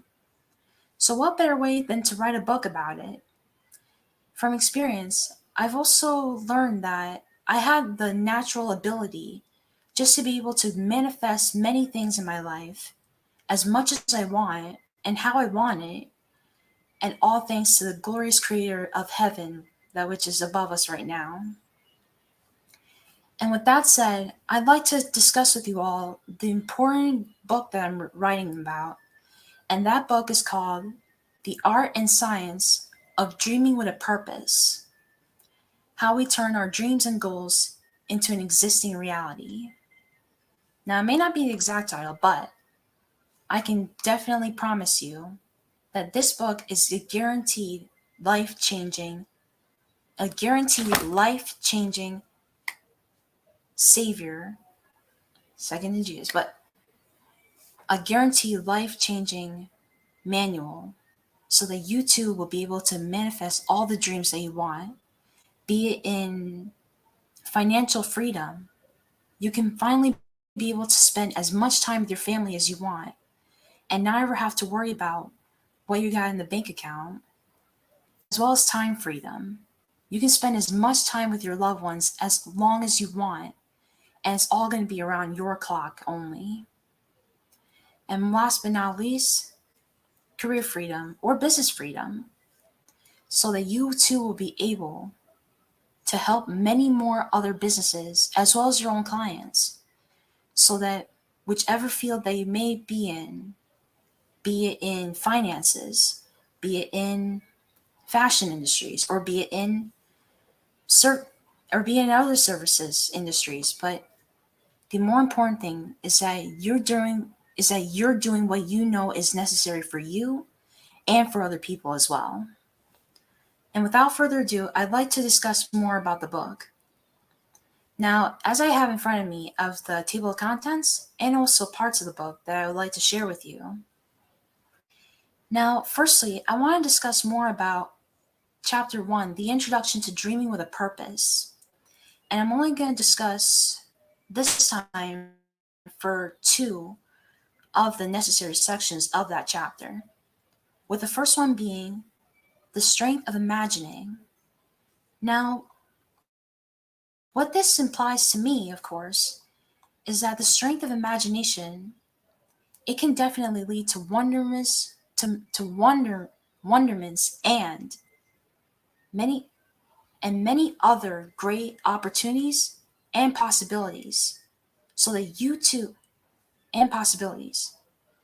so that you will be able to know what exactly it is that you want to do, and so that you will be able to make that dream come true.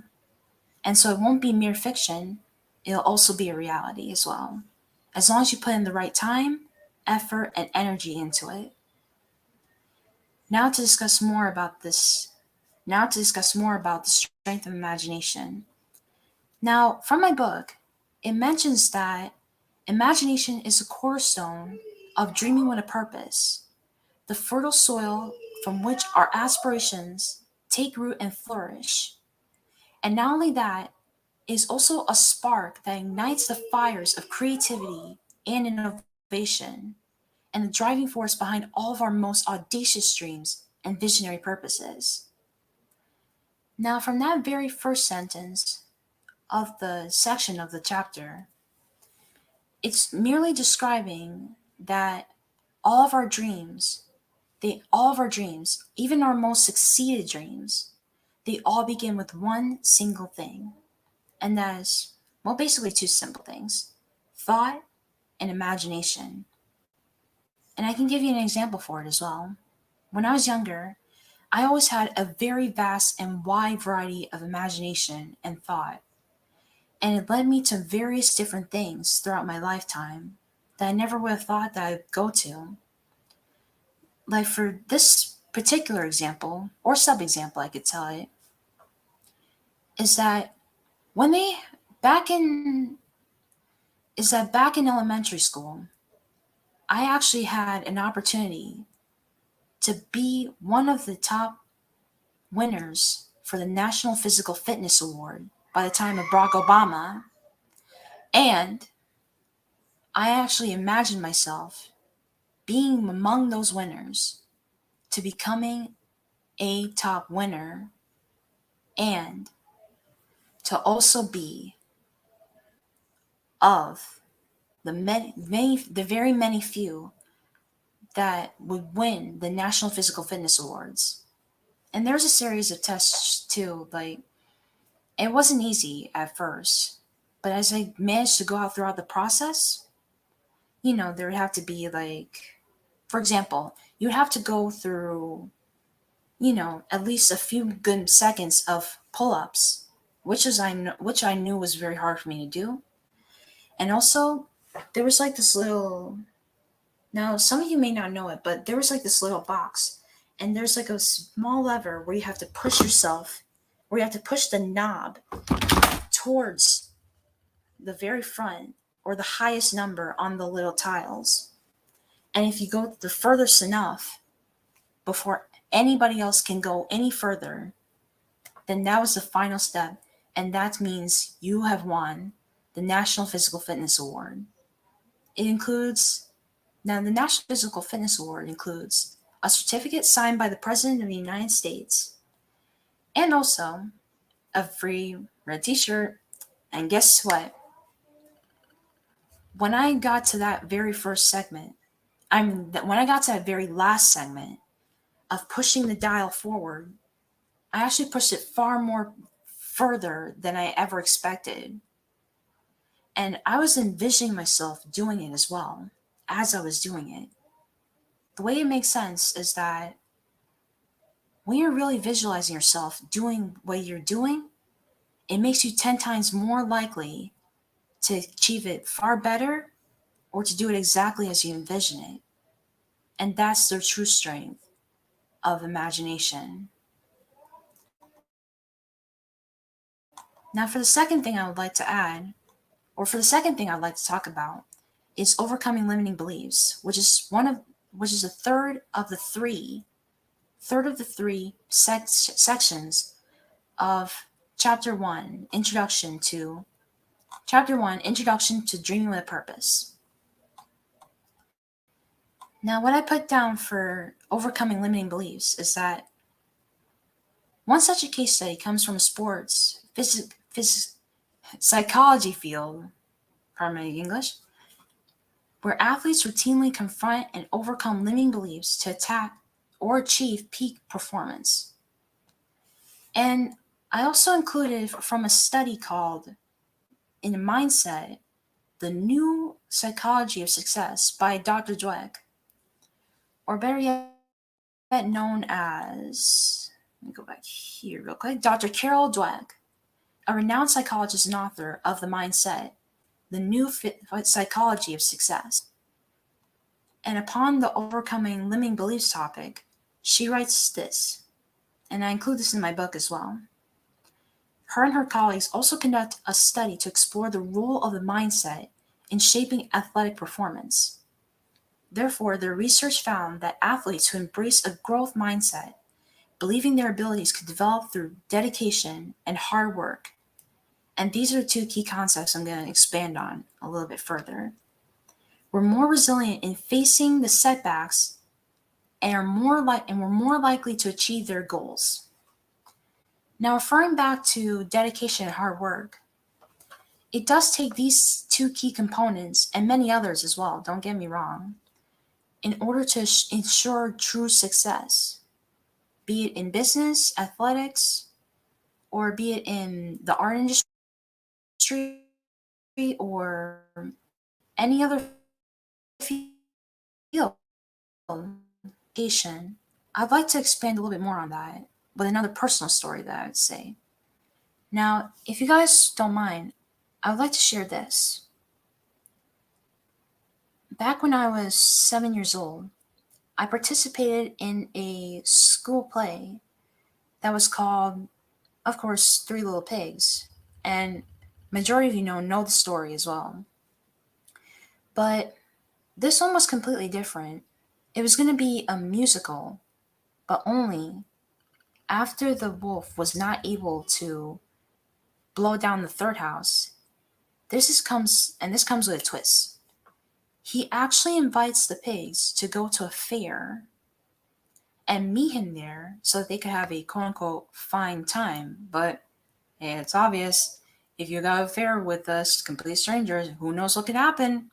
Just saying. Now, when it came to the scene of the fair in the play, in the school play, I actually learned that it was going to be a little bit difficult just to, keep your eyes on the audience, because you have to also make constant eye contact with the audience. And I should know from performing experience. And there was also one other key thing. It's one thing to look at the audience, but it's another thing to make sure you're doing the moves right. And because of that, how it ties into dedication, I made a solemn promise to myself prior to joining the play that I was going to do every single thing that I can in order to make sure everything runs smoothly, right, and well. Smoothly because I knew I had to do something completely different. And so therefore, I was mostly used to, looking at my feet when I was dancing. But because I was on stage and I have to constantly look at the audience, like I'm looking at you right now. Yeah. So, while I was looking at the audience, I had to imagine and envision myself dancing with my feet, or I had to imagine my feet dancing without my eyes looking at them. And thankfully, I did an exceptionally good job with doing that, because we had to also dance with partners as well on the stage. And we played as the, carnival dancers at the time during the play. And so that's where dedication comes in. So dedication is important because it allows you to realize why you're in it in the first place. And it also helps you to realize on how you're going to be able to make it through those challenges and those catalysts so that you'll be able to do an exceptionally good job, or even better, so you won't have to struggle throughout the process. It's always best to prepare now than to fail later. And tying into hard work, there was also another, and I'm now using a lot of, personal stories just per se, but this actually helps as well. Hard work requires that no matter how tough the challenge or the work is going to be, in order to solve the problem that you're currently solving, it's going to take an exceeding amount of energy, investment, and focus so that you will be able to achieve all of the hard work that is required to get to the next level of your success. And it doesn't matter which level you're at. You could be a beginner, you could also be midway through the process, or you could be well established. It doesn't matter. But the more important thing is that you put in enough work and effort so that it becomes more deserving for you and well worth it in the end. But not only well deserving for you, but also beneficial for others if you're involved in a team. And last but not least, I will be going over, give me one sec, and cultivating a growth mindset. Now, this is going to be only one segment I'm going to go over, and then I'm going to just have to cut my time short because there's going to be a busy day today for me. But I want to quickly go over this. What it means to cultivate a growth mindset is that it means to not just stay where you are currently as opposed to where you're most comfortable with.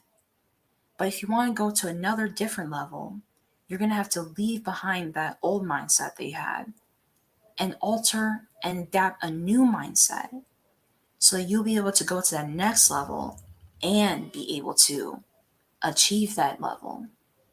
And then it goes on throughout the whole process of success.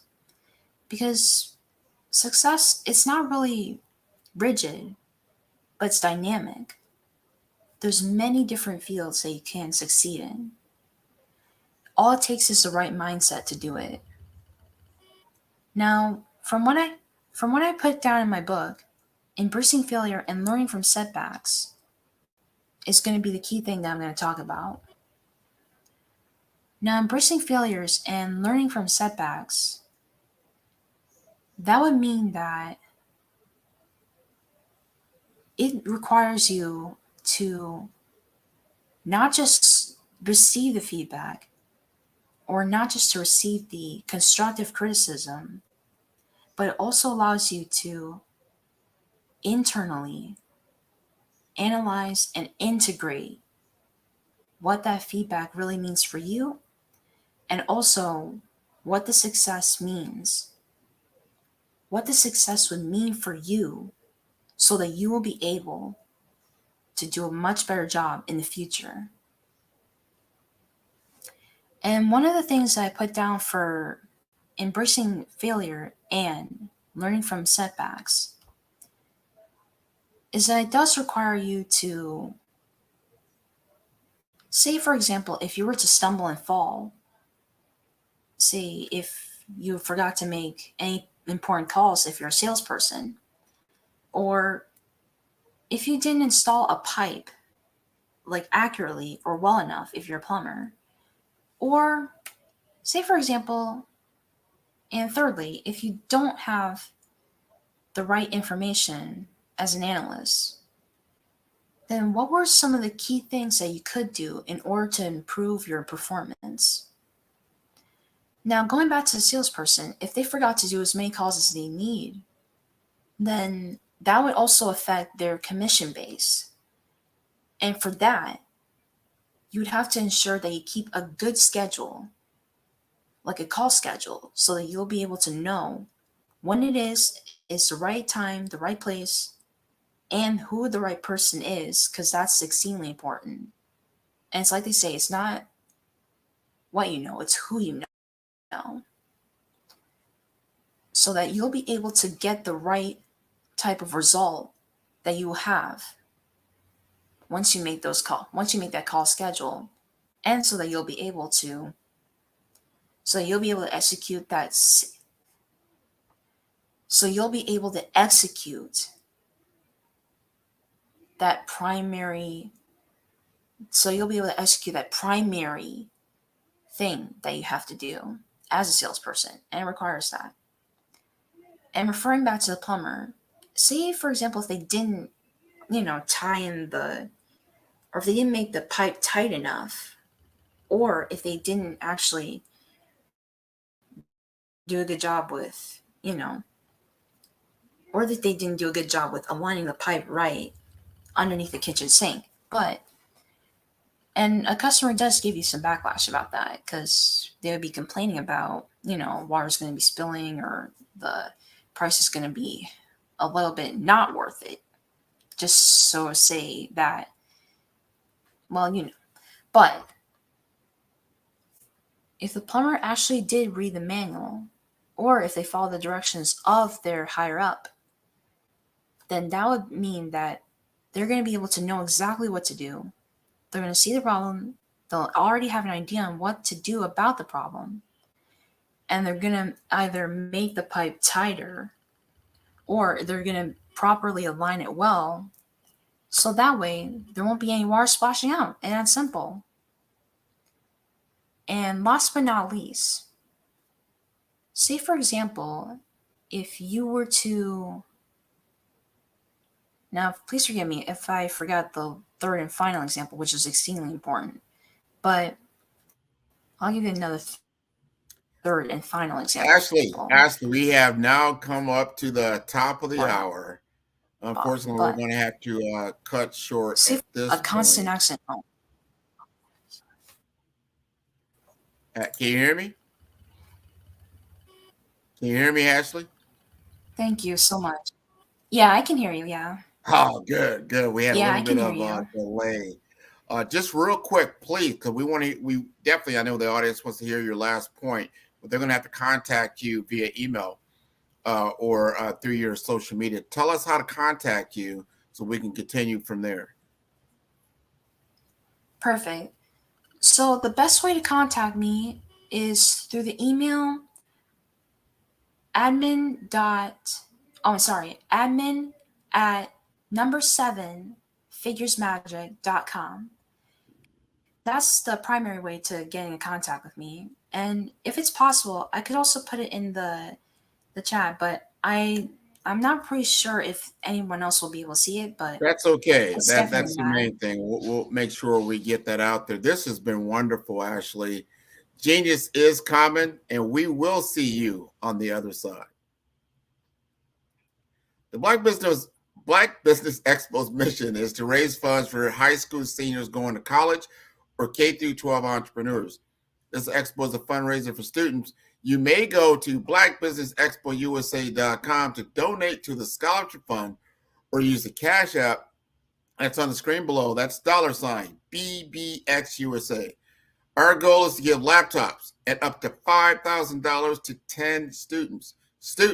You can register online at blackbusinessexpousa.com. Every dollar counts. So we want to remind you to donate to the scholarship fund. We want to thank our Black Business Expo USA sponsors for February 2024, NC100, Moody Capital Partners, Suede Soul, 5-Star BDM, Lotus Rocher Coaching and Training, Carolina, Virginia Minority Supplier Development Council, Step Management, Hello LLC, BHS and Associates, Margie McLean Foundation Incorporated, Genius is Common, Earth Essentials, Milani Shani Global, Executive Women's Success Institute, the quality coaching company, Superwoman Business Services, Creative Force Studios, Lee Entertainment, Artistic App Design, Black Business Expo USA. Genius is common, and I'll see you on the other side.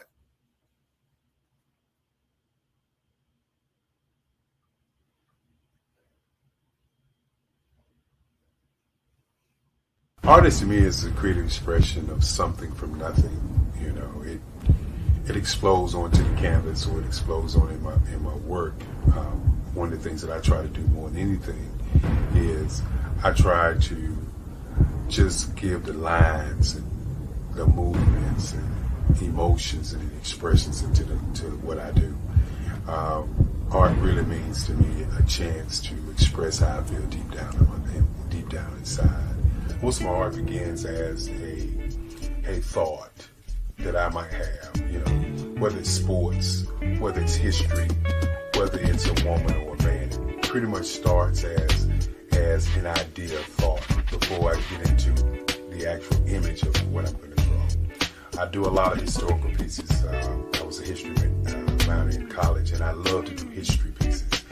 And a lot of times I'm thinking about history, and then I try to make that history impact you as you look at it. That's one of the reasons I do pictures so large. People ask me, why do I do the pictures so big? And I tell them, I want the piece to impact them